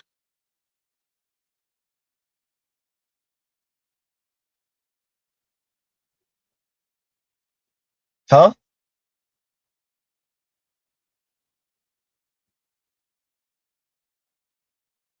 Now, on the question of men needing women, I agree. It's yin and yang. Men and women need each other. Technology is getting to have a second say about that. Technology got something to say about that. It's not all the way there yet, but as for now, it's still a yes. Here's the thing. Women like you minimize how much you need men. Maybe not you individually, Bunmi, and that's debatable because I see you with the gender war talk. You think you being slick, trying to intellectualize it. You just a little bitter sister that know how to string some words together. Oops. You just a bitter, dark-skinned sister that grew up around white folks, and now you trying to ally with other women and other black women through this gender war talk and couching it as female empowerment and feminism. Nah, you just who we thought you were. We see you. Huh? Men need women. I said it to y'all already. And you can't even tie your shoes if it wasn't for them. Dear men, you wouldn't know how to tie your shoes if it wasn't for the women. That's how the women talk. Huh?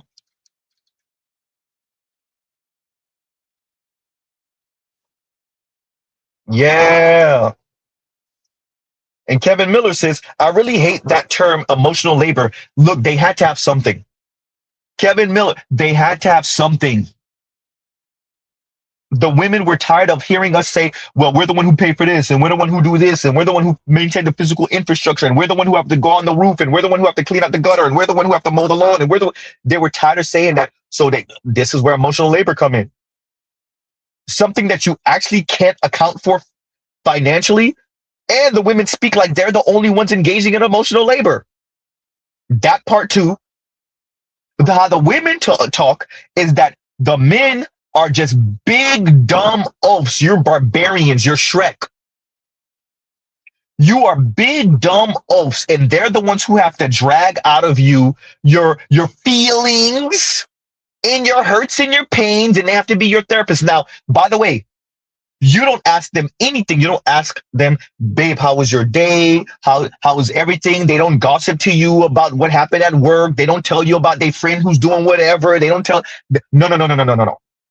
It's only you. After they got you comfortable, it's only you expressing, and they got to take all of that in. That's how the women frame it. They're engaging in all the emotional labor. You, on the other hand, you're just stone cold, and then she got to drag out of you your feelings. You see the framing? You got to love it.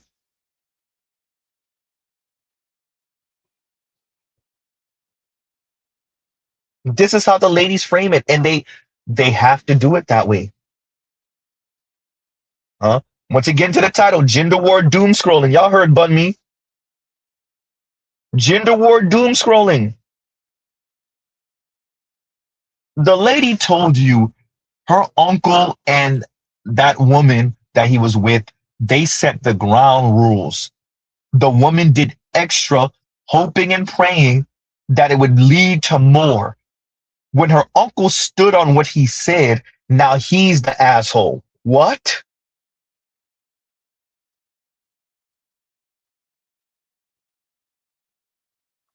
Yeah.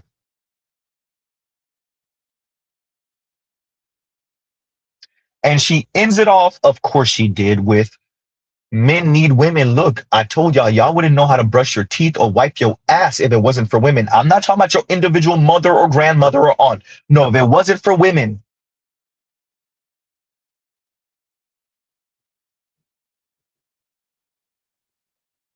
Men need women for the emotional labor.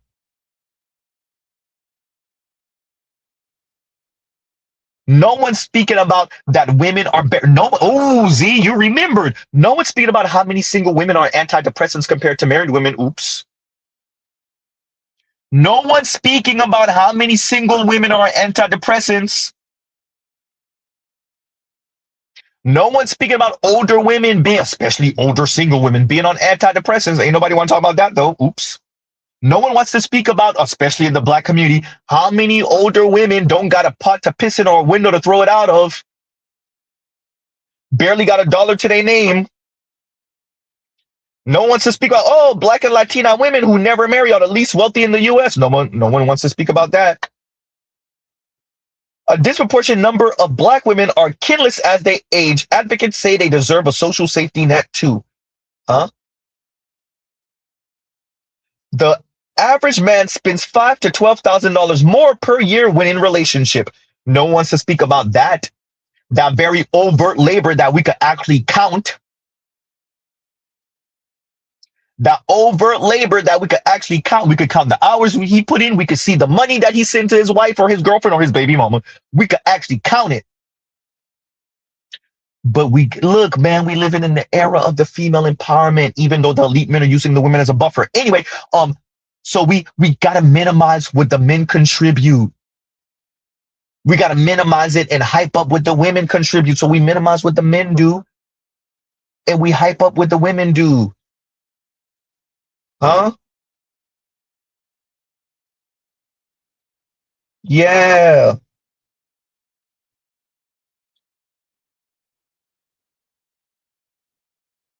play I Am Taylor again, Z. This careless and quite frankly crass attitude that Black women in general have about being the most single and the most overweight is, in my opinion, more alarming than the stats themselves. Who gives a F? You should give an F. And I'm going to give you one reason why, among many, which I will be reporting on shortly. One big reason has to do with money and the life that will go on as you age. Black women, single, college educated at age 60 and older, carry a median wealth of $11,000. In contrast to Black married women, $424,000. White unmarried women, $384,000. That's how the stats are laid out, y'all. So what does this mean? Simply put, it means you will age poor. You are not going to have any money. So the life that will go on is going to be rougher than you think, and more people are going to be crying than you'll admit. And shout out to I Am Taylor. Exactly. See, that's the part of the conversation no one wants to have with Black women. What their autonomy cost. Not Ebony K. Williams, not Diane Carroll, huh? No, not Oprah or Gayle King, huh? Eartha Kitt, no, not them, not Vivica A. Fox or Lisa Ray or Taraji P. Henson. Cut it out. No. What does your autonomy cost you, you everyday women, everyday Black women? You unemployed to $70,000, $80,000 a year women. What does your autonomy cost you? Your air quotes freedom cost you? Your ability to stick middle finger up to men, Black men in particular, in specific, particularly, cost you. Shout out to I Am Taylor. Exactly. See, that's the part that no one wants to say. That approaching retirement, Black women don't got no, and that's Xers. Approaching what, 60, approaching retirement, approaching 60, that's Xers. That's really the generation of I don't need no man. I could do bad all by myself. That's that age group. Shout out to you Xer women, Black women. Shout out to you. 30 years ago, y'all was watching Vivica A. Fox clapping it up. Huh? Adina Howard and all of that. That's all of you. Shout out to all of us millennials. That's our older cousins. That's our moms and our dads' younger cousins. For you Gen Z, that's your parents. That's your mother. That's your mom. 57, 58, 60, 55. That's your mom. That's your aunt. Air quotes, single rich auntie. Well, we just found out she don't got no damn money. We've been knowing. We've been knowing. We've been knowing. Mr. Z over here getting tongue-tied. Thank you, Passport OG. Generation no scrubs. Bills. Can you pay my bills? Huh? That's bugaboo generation. Huh?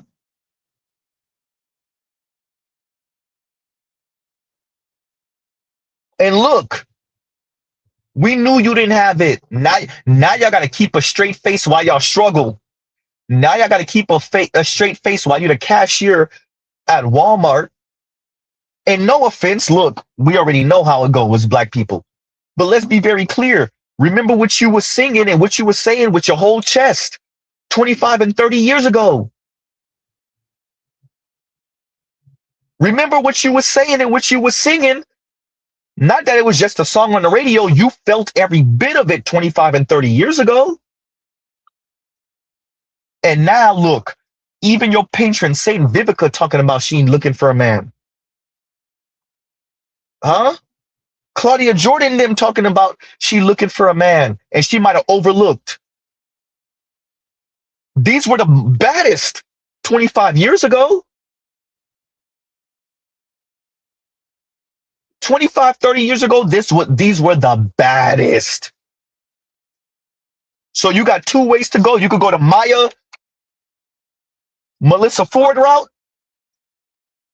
I'm good. I'd rather be a single cat lady. I love my single life. I'm good. I love my solitude, and I love it that you could go that route, or you could go to Vivica A. Fox, Claudia Jordan route, where you admit it. Look, I'm looking for a man now. Or I might have messed up. Or I might have overlooked, and I regret not having kids. That's the one regret I have. Either way, I want y'all to understand you fumbled the bag. You fumbled the bag, right?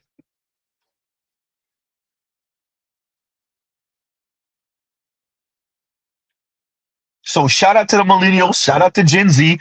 I guess y'all will be just like our aunties and them. Huh? From Africa came says, or getting a BBL at 60 plus, trying to compete. Shout out to Claudia Jordan and them. Or going to a Jeezy concert in your 50s and twerking in your 50s at a Jeezy concert. In your 50s attempting to twerk. Claudia Jordan, cut it out. Cut it out, Claudia. She's still attractive, though. Cut it out, Claudia.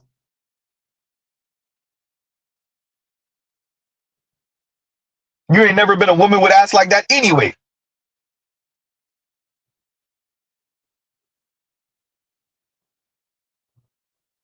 Huh?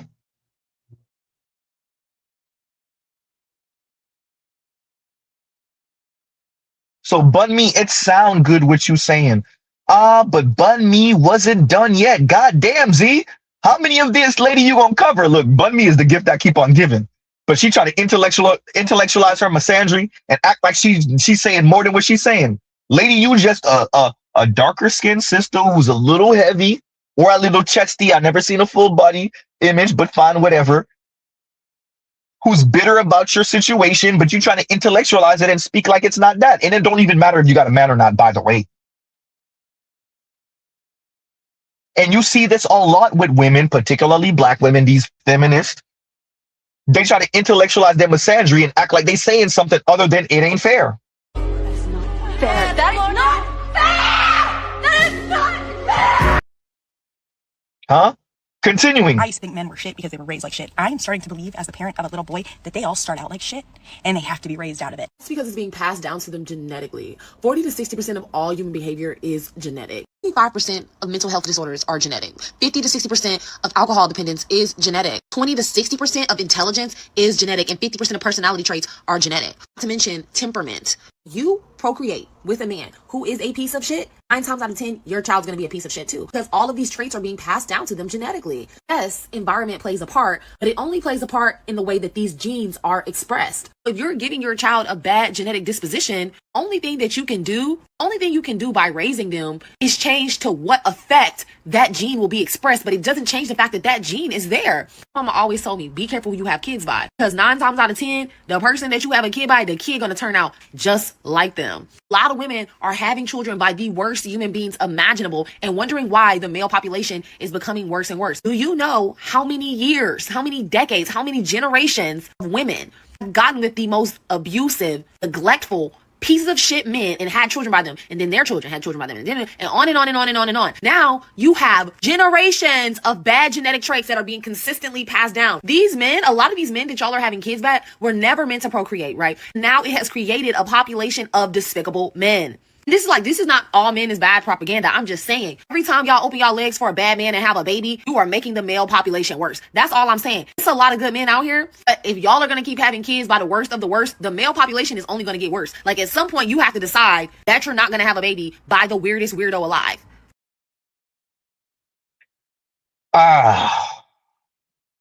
And we're not going to make fun of this young lady, but Krabby Abby says, show your scalp, Effa. And Pan the Man says she bald. She's not exactly bald, but right? She's not exactly bald. Saint Cyr, you ahead of me, Saint Cyr. I'm about to address it. Right? So she's not exactly bald, but look, we know what it is when it is what it is. Say it again, Z. We know what it is when it is what it is.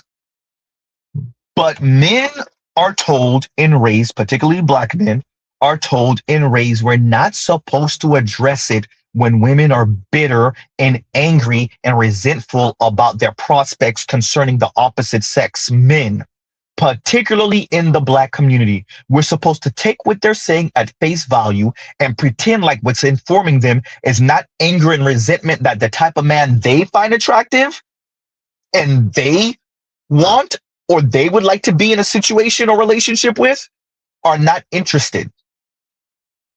And that might have been a thing their entire life. So we're supposed to take with their all that gender war crap, all that insulting men, all the backbiting comments, all the insults, all the sarcasm, all the sexism and misandry. We're supposed to believe that it's because of some horrible experience that she went through, or it's because of patriarchy, or it's the men's sexism that she's responding to. It's the toxic environment.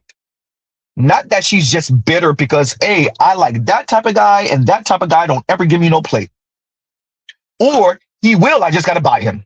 Or he'll just put me on the carousel for I don't know how long and then toss me, but I was never anything he was going to take serious. We're supposed to pretend like that's not a thing for women, and they don't respond to that in the ways like bun me. Especially if they have a bit of vocabulary, they have some education, they don't just intellectualize their bitterness. Huh?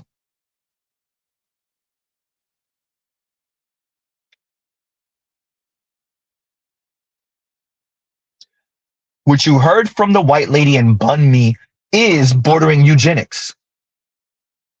And I'm glad I wasn't the only one that caught it. And St. Cyr says eugenics talks from her. Oh, okay. If we go off of dating app statistics, y'all only really want to procreate with the top 20% of men. And if men are lucky, you fall somewhere in the top third, maybe 40, and that's about it. That sounds historical. That sounds historical. That's what women have been doing throughout human history. Just about 40% of men have been the ones procreating. It's the 20% of highly desirable. The other 20% are the ones that got lucky. Everybody else shrugs. That don't mean they not piping. Here and there and wherever they could fit in, they get in. Huh? But yeah, St. Cyr, even the intellectual feminists, you let them talk long enough, we gonna end up in, where is he? Auschwitz. Huh? Z, eugenics and gen o side is not the same thing. True indeed, but you get it. Huh?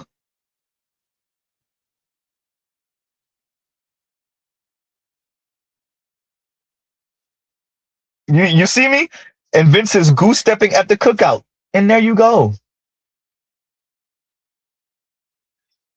Bun me used this white, and this white lady is saying now that she had a son. By the way, this speaks to what I was saying earlier about why these women don't want to have sons now.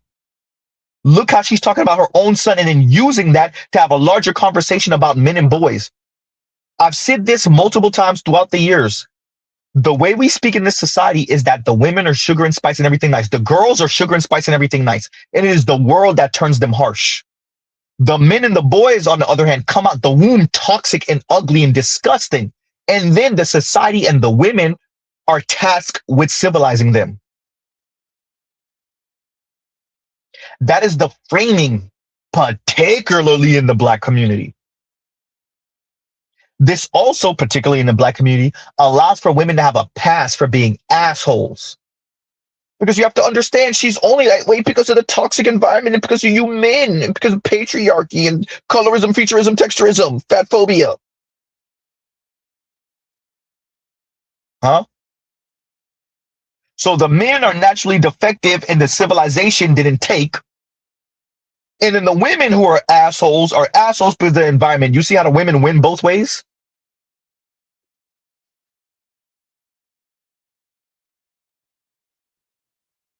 You see what I'm saying? And Vince is the women, the girls are angels and the boys are spawns of Beelzebub. No, that's not the one. This one. The girls are fairies and the boys are gremlins. You hear me?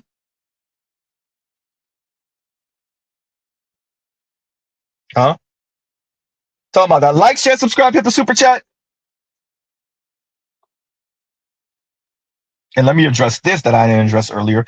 And Kevin Miller says, and thank you for the super chat.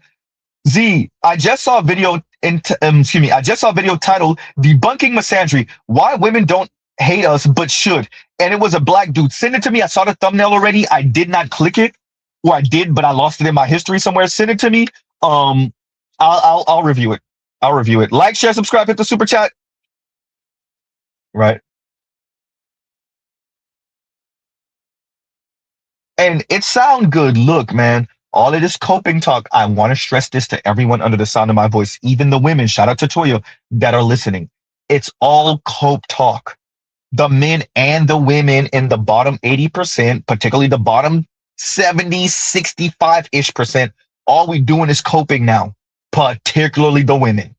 It's all cope talk for being working class and lower middle class and working poor people who probably will never get married, may not have kids. We're all coping now. Women, all coping. It's all cope talk. Huh? If there's a red pill rage for men, what makes y'all think there's not a red pill rage for women? And we're not even saying necessarily that the women are red pill. A more of a temper tantrum because I was told, or it was suggested to me, or it was promised to me, or it was implied to me that the degree in the college and the university was going to put me in spaces where I would be upwardly mobile with my career. I would be proud of myself on a level that I couldn't even imagine. And romantically, I would be in spaces with the best men that I could eeny, meeny, miny, mo from. And that I could mess up with that man because another one was coming. No pun. Maybe pun. I could just switch them out because I could go from this man that earns 120 to another man that earns 150 to another man that earns 200 to another man that earns 175 to another man that earns 150 to another man that earns $250,000 because it wouldn't matter because I'm in spaces where I could just flip them out because my college degree. You got to know that the women are raging too. They're raging. I think this is a better title. Absolutely. And from Africa I Came says, if anything, it's blue pill despair. Yes, I think that's a better way to put it. I think that's a better way to put it. Right? Absolutely.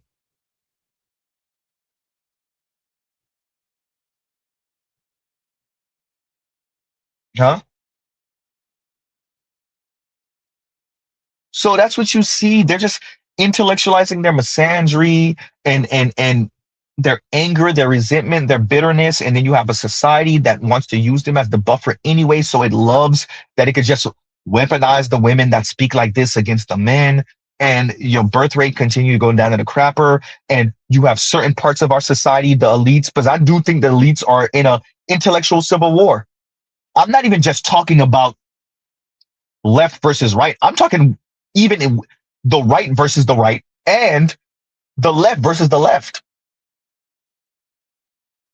Now, focusing on the right versus the right, you have the Elons of the world versus the JD Vances of the world, or better yet, the Peter Thiels of the world, funny enough, who funded him, versus the JD Vances of the world. Huh? The Peter Thiels of the world say we should be the ones having 3, 4, 7, 8, 10, 12 kids because we're the elites and we don't make useless eaters because we're not useless eaters. The JD Vances of the world, at least for white folks, want them to have children because he came from that. And he's pretty much saying, if I could go from damn their trailer park all the way up here, then other white men, white people can do it too. And maybe every once in a while we'll have a token Negro so that we can say, look, we're not racist. Huh? The Elons, on the other hand, are like, useless eaters.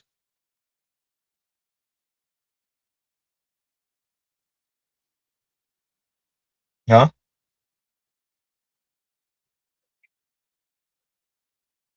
It's the right versus the right. So that's what I would argue. You have these elites having this kind of civil war.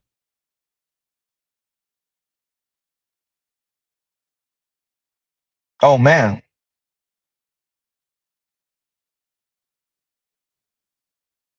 So when you see the birth rate being what it is, I think it's natural progression, especially for those of us that live in these major cities or you just always on the hustle and bustle, and it just costs a lot, not just money, but time and energy to have a child and to bring them into this world in a certain way. But also it's the messages that we hear. It's our idea of the struggle.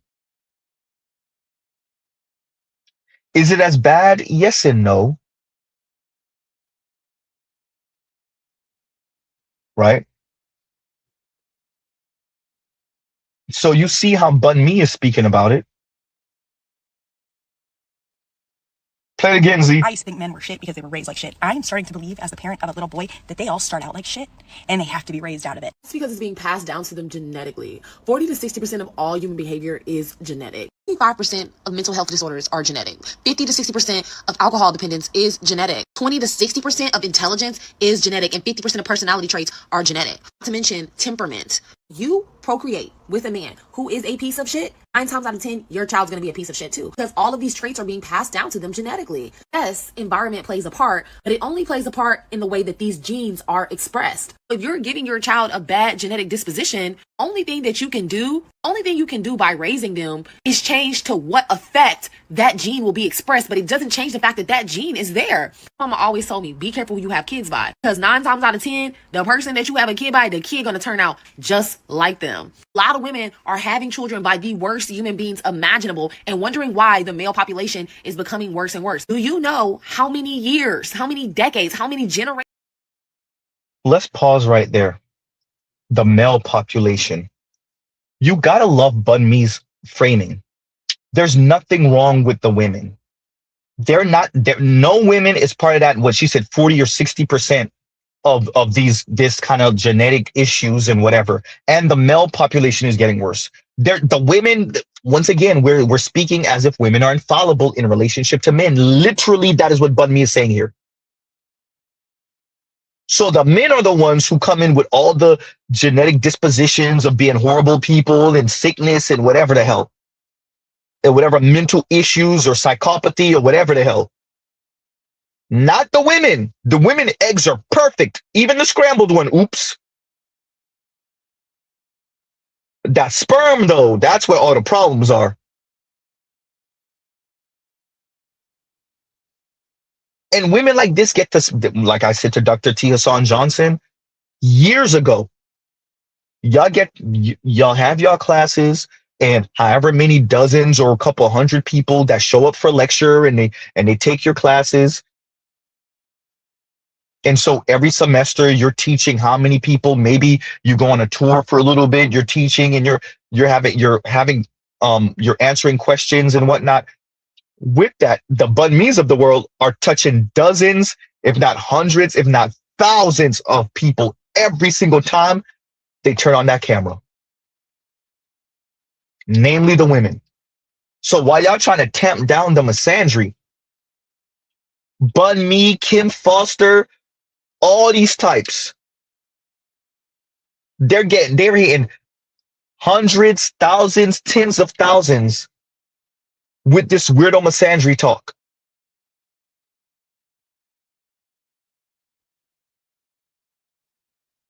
She's literally saying the male population, not the human population, not the female and the male population, the male population. So, okay, didn't just say it. The women are infallible. The girls and the women are infallible.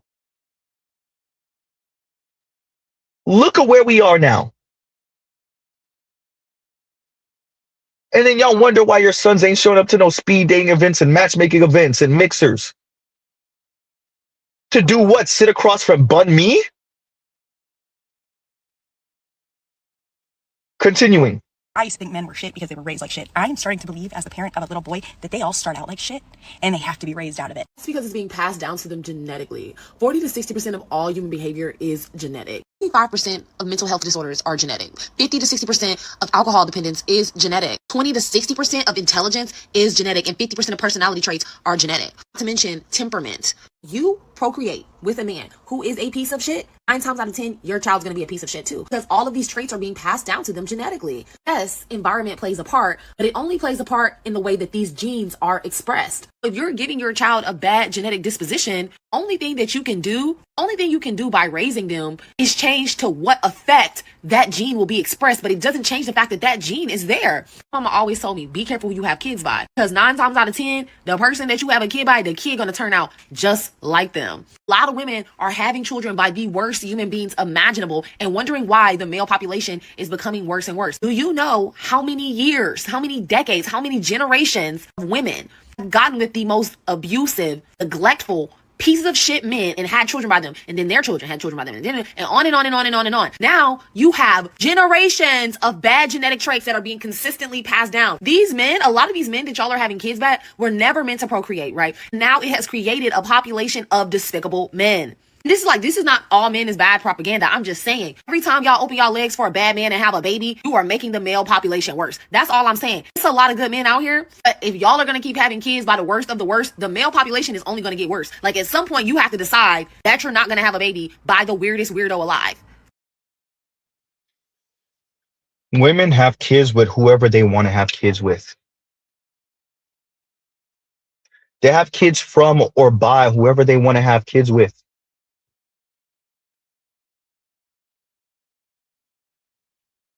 You know, it's fascinating listening to this as if the women don't have negative proclivities or genetic defects or whatever. You gotta love Bun Me's framing.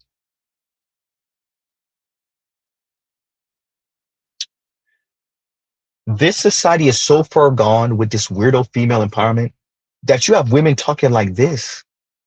The default is women infallible. The default is women damn they're perfect, not damn they're Z perfect. That's the framing.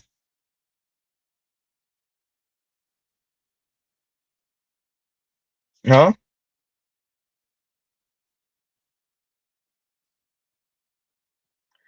The eviscerator says, like, there's no despicable women. Come on now, but that is how she framed it, right? And I would argue you're going to continue to hear this and see this. Because this is how the women can commiserate with each other. This is how they communicate with each other. Men bad. And as she said, and she tried to reel it back. I'm not saying all men, no, yeah, you kind of are. Yeah, you kind of are. All men except for the handful that are perfect little paymaster feminist. Huh? All those that don't take to the gynocracy need to be tarred and feathered. You are saying that. Huh?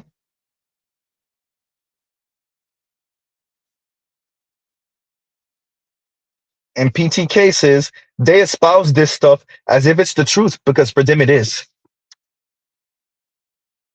For them it is. Bunmi told you how she grew up, what environment she grew up in, black girl in white environments, white schools. So for her, this is the truth. This is her life. Huh? Man.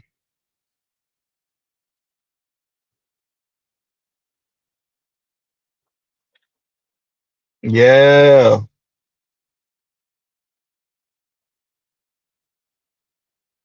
So we played Bunmi, her 2 videos. I wanted to get that out. Like, bro, it is frightening listening to these people speak, knowing that they have some influence on the internet and social media, knowing that certain people see them as wise sage women, see them as wise ones. You check their comments, it's women clapping it up for them. Frightening stuff. And no one's talking about how do women come to terms with the men that they want and the men that they find desirable, not finding them desirable, or just putting them on the tizzy tour for 6 months, 9 months, maybe a year, possibly a year and a half, and then tossing their ass. No one speaks about how that makes women feel. No one speaks about the bitterness from the women. No one speaks about how women use that and weaponize that against all men or most men. No one speaks about that. No one speaks about how bitter women feel about desirability politics, particularly black women, particularly dark-skinned black women. Nobody speaks about that.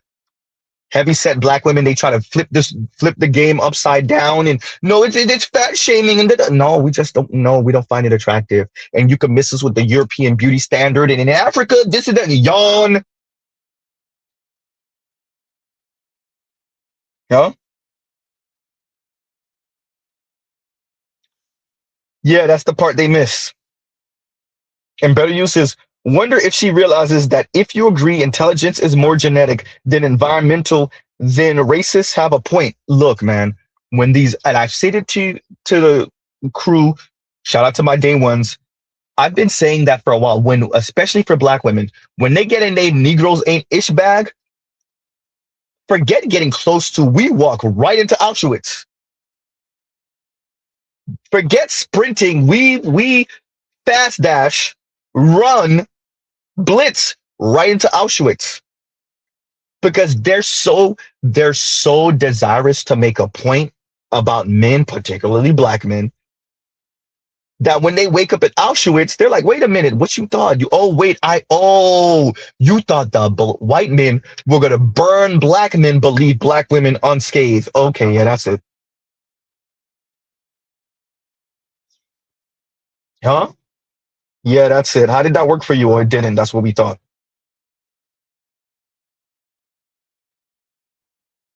Huh?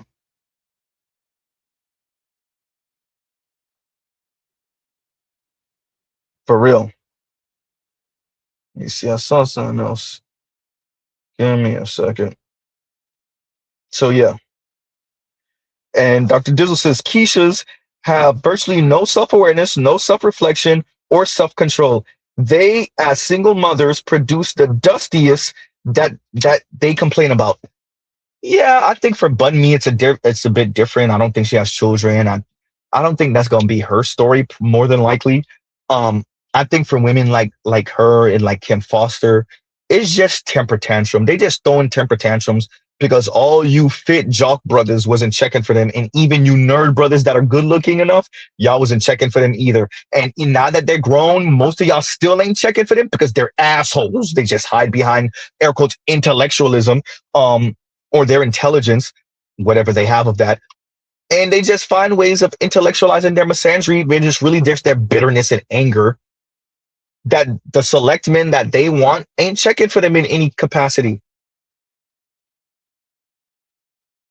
So I think for the Bun Me's, the Kim Foster types, what other kind of man looking, yeah, they just, that's their way of intellectualizing their anger, their bitterness, their resentment. Right? They didn't do all this. They didn't go to school. They didn't read this book to end up with a certain caliber of man. And the caliber of man that they would prefer, they might be able to touch one or two of them, but it ain't really what they really, really want. So they just speak this way. And right now in our society, we have so much space for women to speak like this. We make all the space in the world for them. And once again, there is a class war going on right now. And part of the class war is who's going to be able to mate and procreate and live out the American dream. The top 20%, no offense to any of the brothers in here that are part of the top 20%, have decided to lock the door behind them and everybody else get it how you live. And so for the aspiring intellectual women and men, some of them, but women in the bottom 80, but it has nothing to do with a lack of discipline or any of that. It's just that you were born in the wrong class and at the wrong time. You better believe they angry as hell. And of course they go and take it off on the men, because in our society, it is appropriate for women to use feminist language instead of being honest. My issue is my class position. My issue is the income. My issue is that you men at the top ain't choosing up on enough women like me. I gotta feel a little lucky when I see one of y'all maybe marry a Gabby Sidibe or something, even though she earned more than her man, but that's besides the point. Her white man on top of that. So I gotta live vicariously through her, but there's only one or two of her. So instead of us having a real conversation, these women, like Bun Me, are allowed to intellectualize their misandry, and other women get to get their rocks off with the sexism and misandry talk. But really, it's just class anxiety. It's anger and rage at one's class position, at one's income, at one's career, at one's lack of upward mobility, or they got the title, but they don't got the money to go with the title, or they have the title, they might even have the money and the lifestyle, they just don't got the man.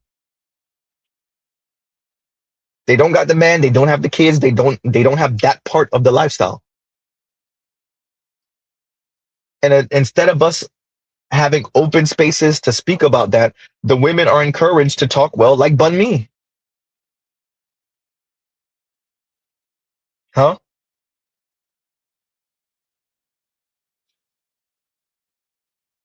Man. And we see a lot of this weirdo talk. Continuing. And let's normalize dating within your tax bracket. If you see that a woman is funding her own lifestyle, taking herself on trips out the country, buying her dream car, living her dream life, booking her own reservations, going to the nicest restaurants in town, and you can't double that, why are you trying to talk to her? We're confused. Find a woman within your price range. Find a woman in your... You know what I love about this is enough young men are actually doing it and the women are screaming. Whoever knows that young lady, send her this. Clip it up, send her this, or timestamp it for her and send her this. Young lady, the men are doing that already. And the women are complaining that the men are not showing up to speed dating events, matchmaking events, and mixers. You're right, date within your tax bracket. The women are purporting that they're all high income, they're all doing well, they don't need no man, they good. And the men said, I bet. If what's left to us is the overweight, the ugly, the undisciplined, the baby mama times 3, 4, if those are the women that you're saying that we have access to, the men will take their balls and go home. Exhibit A, the current environment. Oops. You're right, date within your tax bracket. Wait a minute. Black men still earn more than black women on average.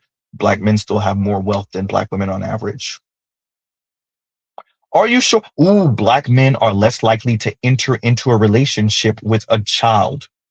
Madam, are you sure you want to tell black men to date within their tax bracket? You sure you don't want to say that to black women? I'm just saying.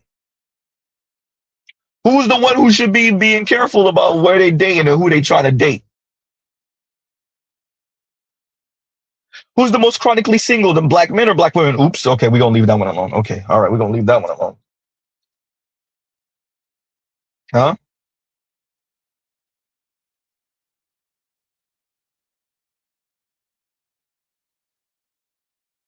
Oh, man.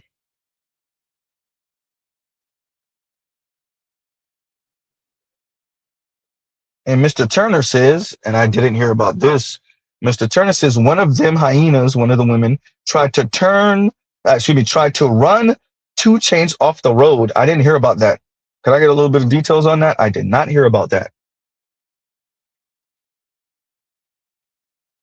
All right. So, yeah, I mean, it's not too surprising, you know, especially when you start dealing with celebrity, famous men, really tall, good-looking men with some status. If you're dealing with an everyday woman and then you pull back or you take away all the goodies, she don't get to brag on, oh, you know, I'm doing 2 Chainz. You know who I just came from the studio. You know that. You take that away from her. What she got? Of course she gonna crash out. She had dreams and fantasies of being Miss 2 Chainz or something. Right?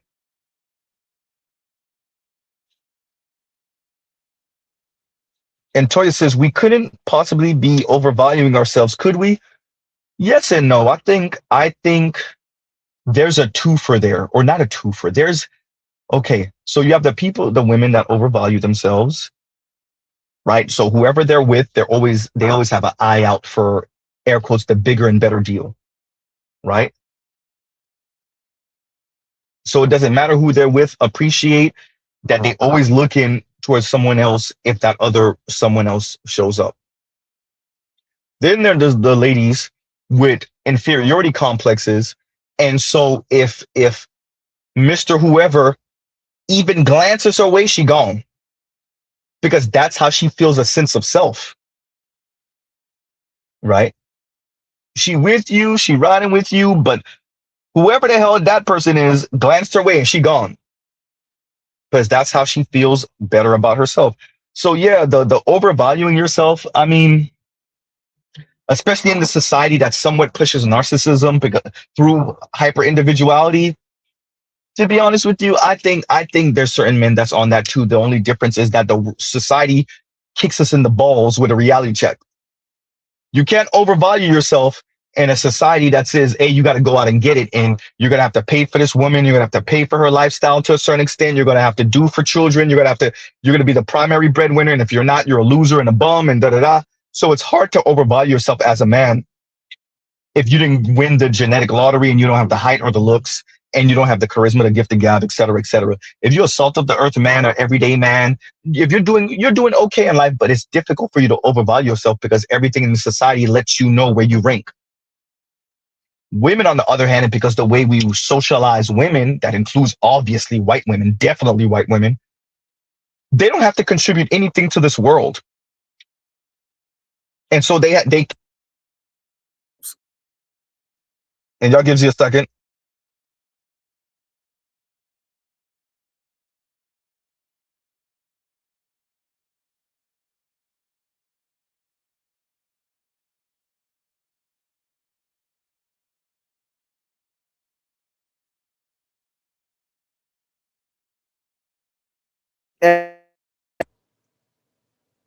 Right, my apologies, everyone. But yeah, no, so there, our society, I would argue, pushes this. The difference between the men and women is that society will kick men in the balls about where you rank through not just your looks, where I can entertain women about the beauty standard and how that affects them. Cool. But men get hit with the beauty standard too. Do women appreciate that? Number one. Number two, but very importantly, what you're hit with as a man also is your status earn.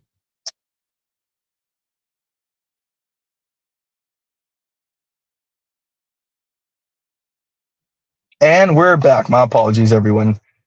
Interruptions. Reckless. Like, share, subscribe, hit the super chat. So, yeah, no, I definitely see where you're going with that, Toya. Let me play this one more again. Let's normalize dating with your tax bracket. If you see that a woman is funding her own lifestyle, taking herself on trips out the country, buying her dream car, living her dream life, booking her own reservations, going to the nicest restaurants in town, and you can't double that, why are you trying to talk to her? We're confused. Find a woman within your price range. Notice what she said, everyone. Don't miss the any you can't double that. She said nothing about even matching it. She said double that. This is what makes it impossible. This is what I said earlier about women's hypergamy bar growing infinitely. And men are supposed to keep up and men are just supposed. All that sound good. But this is where we are. When you earn some $65,000, $70,000 a year, you leave 2/3 of Americans behind. From my understanding, 2/3 of men, and it was 65 years ago. So let's say now it's 70,000. 2/3 of men in America will never earn more than $70,000 a year in their life. If you're an $85,000, $90,000 a year woman, what does that mean for you? Huh? Oh, it's okay if he practices emotional labor and he helps out around the house and he's a domestic and he does. Cut it out. No, it's not. And the women claim that they're okay with resigning themselves with being single for the rest of their life. That's not true. We see it in the way y'all speak. We see it in the way y'all act. Y'all just become gender warriors, little bitter, angry trolls Little hypersexual angry trolls. You throwing the box over here, but you're angry over there. Huh?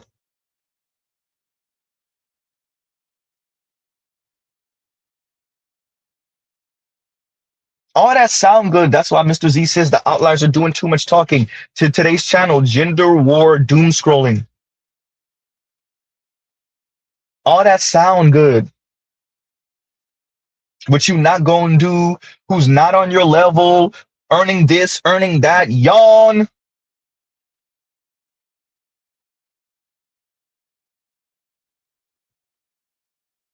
Sounds good. Sounds bitter.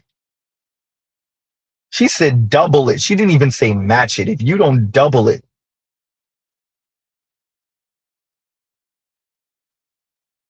These women price their vagina out the game and are mad at the men. Mad at black men. Madam, if you're earning any type of 70, 80, 90, and $100,000+ a year, forget just black men. You price your vagina out the game for men. You earning 100+. We're assuming you're telling the truth, which is debatable because women like this say that, but then they still got a little whatever dude sliding through half the times, knocking the cobwebs out. And he don't got to have nothing. So assuming that's not happening with her, assuming, and she's earning 100, she earning 120, you said double it, madam. So 240, so $250,000. Cut it out. Cut it out. Huh?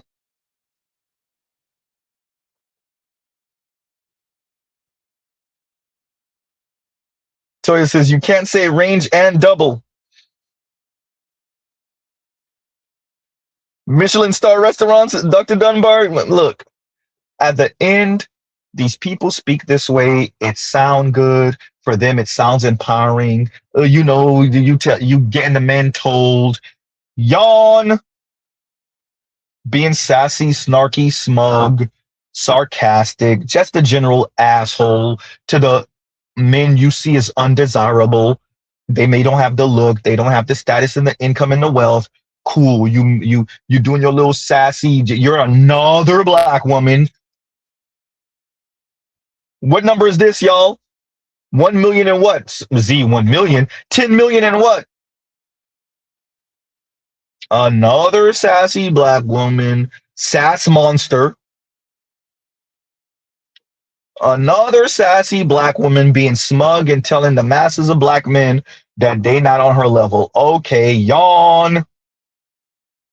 We don't even know y'all names. We just gonna start giving y'all numbers.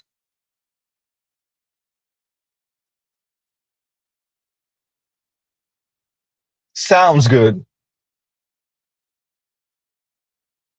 Yeah. So I wanted to come to y'all with these today, especially with the brothers that I played earlier, and I'm gonna play them again to say we're not the ones radicalizing your sons and red pilling your sons, dear ladies, dear polite society, the uninitiated. Who's radicalizing your sons, and that's if I even agree with the radicalization term, who's radicalizing your sons and red pilling your sons are your daughters, are their mothers, are their sisters, their aunts, the girls in school, the girls in church, the women. Play it again, Z. They didn't really done fuck my head up. I used to view women in such this little fairy tale way, like, oh, they're just these sweet, innocent little princesses that just want a Prince Charming to sweep them off their feet. Oh, that ain't the fucking truth. They just want them a knight in shining armor to save them from the world, the big bad world. Man, I don't know what the fuck I was thinking, dog. I love women to death, but bruh, y'all something else. Like deep down, what y'all truly are, y'all something else, bro. 'Cause don't get me wrong, there's different calibers of women, just like there's different calibers of men. There are good, wholesome, virtuous women out there. They're just very rare.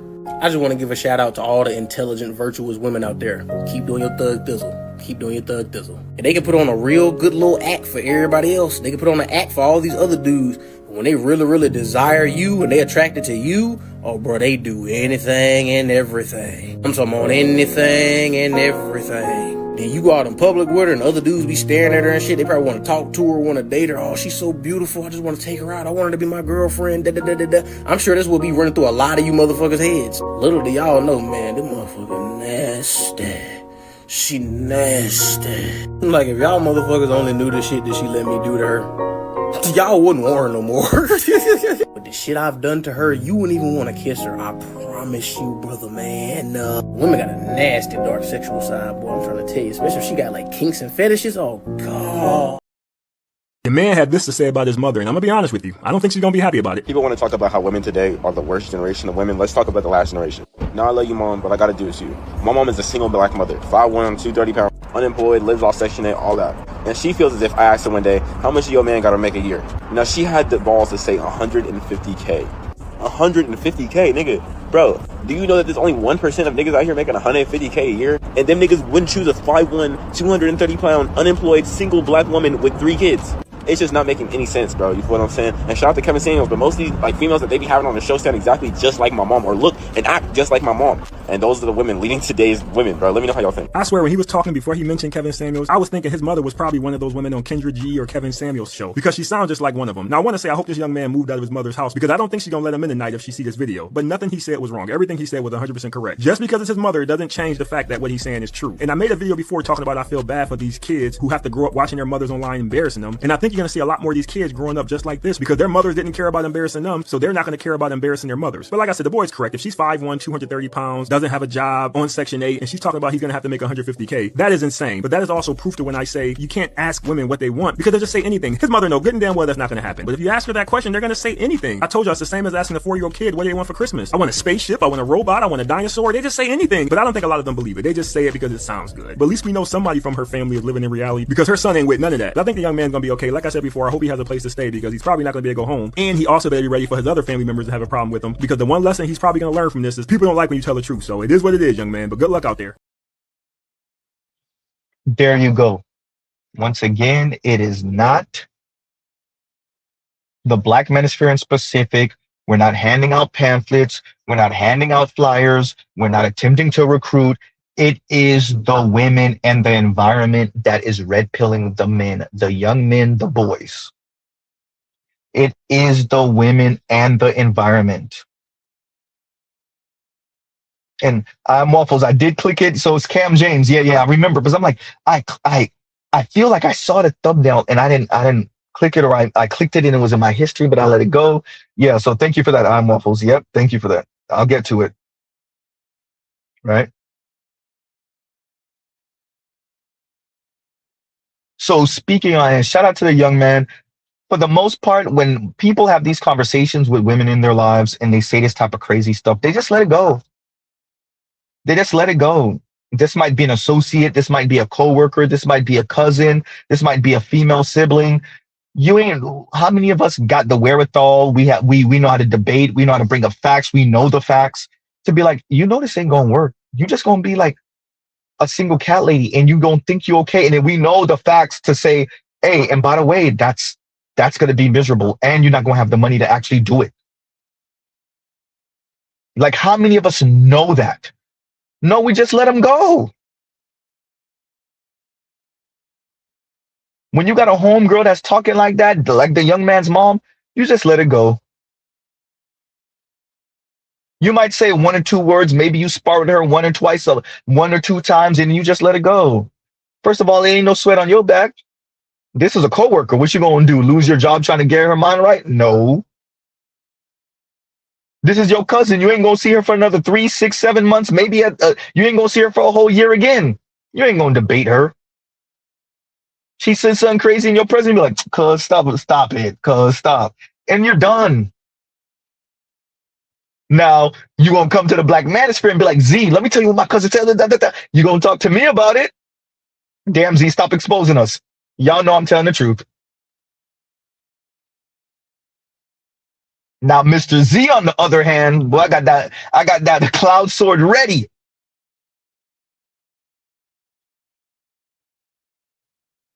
Huh? Toya said, black man sure got that Mel Chimp account, hysterical.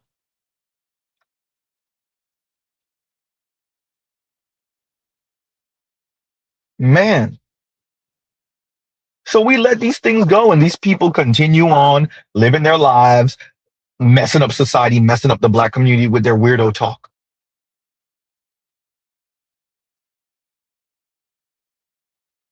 And very few of us ever check it. Even few of us actually have the ability to say, you know what? Actually, black women are more single than black men. Actually, black men earn more than black women. Actually, black men have more wealth than black women. Actually, huh? Black men still start more businesses. When they said black women were the fastest growing. Black men still start more businesses, and black men still have more employees than black women. Yes, black women earn more homes, but have you ever considered that men, not just black men, men don't see the point in owning a piece of property that they're going to be paying off for 30 and 35 years, 400 and some odd, 500 and some odd $1,000, and by the time you finish paying it off, it's actually 800 some odd $1,000, 900 and some odd $1,000. 30 years from now. Have you ever considered that men don't see the point in owning a 3-4 bedroom home, 2-3 bathrooms, a garage, a 2-car garage, a garage, owning a piece of property like that, and they don't have no kids and they're not married? Have you ever considered that men just value that differently? See, if you don't have a person, a man, saying that to the ladies, they just gonna keep on spewing their nonsense. To be frank with you, I don't know if they wouldn't spew their nonsense even if someone like Z said that to them. Huh? Yeah.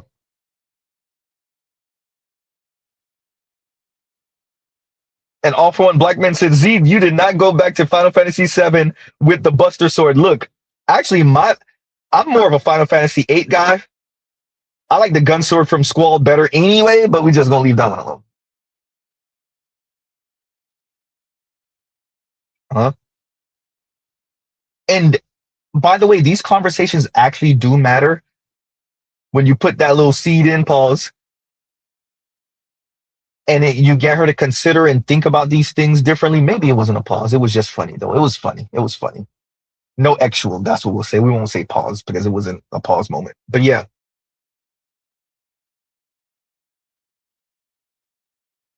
You give her something to think about.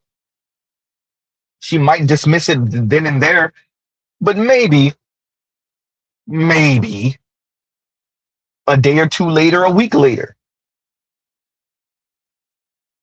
Z, you expecting women to be introspective? Black women? Okay, good point. But you never know. Huh? So these are things that black women assume. Then they watch other women on the internet. Then they have conversations with other women in real life. And who's telling the women you're freaking, that's not going to happen. You're delusional. Where are you getting that from? What drugs? What did you watch this on?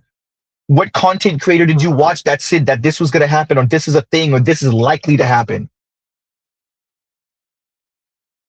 Because you have to appreciate nowadays with social media and the internet, these women find these folks, they listening to them, and these people are saying all type of crazy stuff, and the women, it's catnip to their ears, and they're just listening to it. And nobody's telling them, that's a recipe to die poor. That looks like struggle. That's what that looked like. That looked like a whole lot of coping.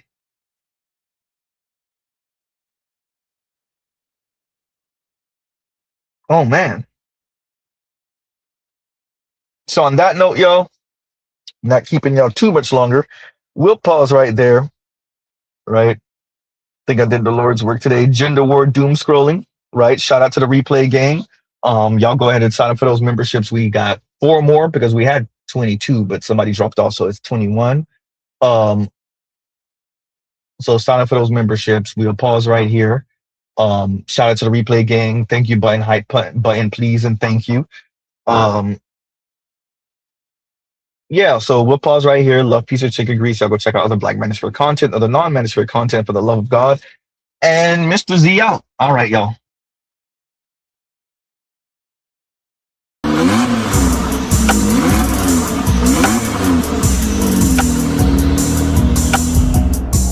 You are now listening to Mr. Z Blackneffect.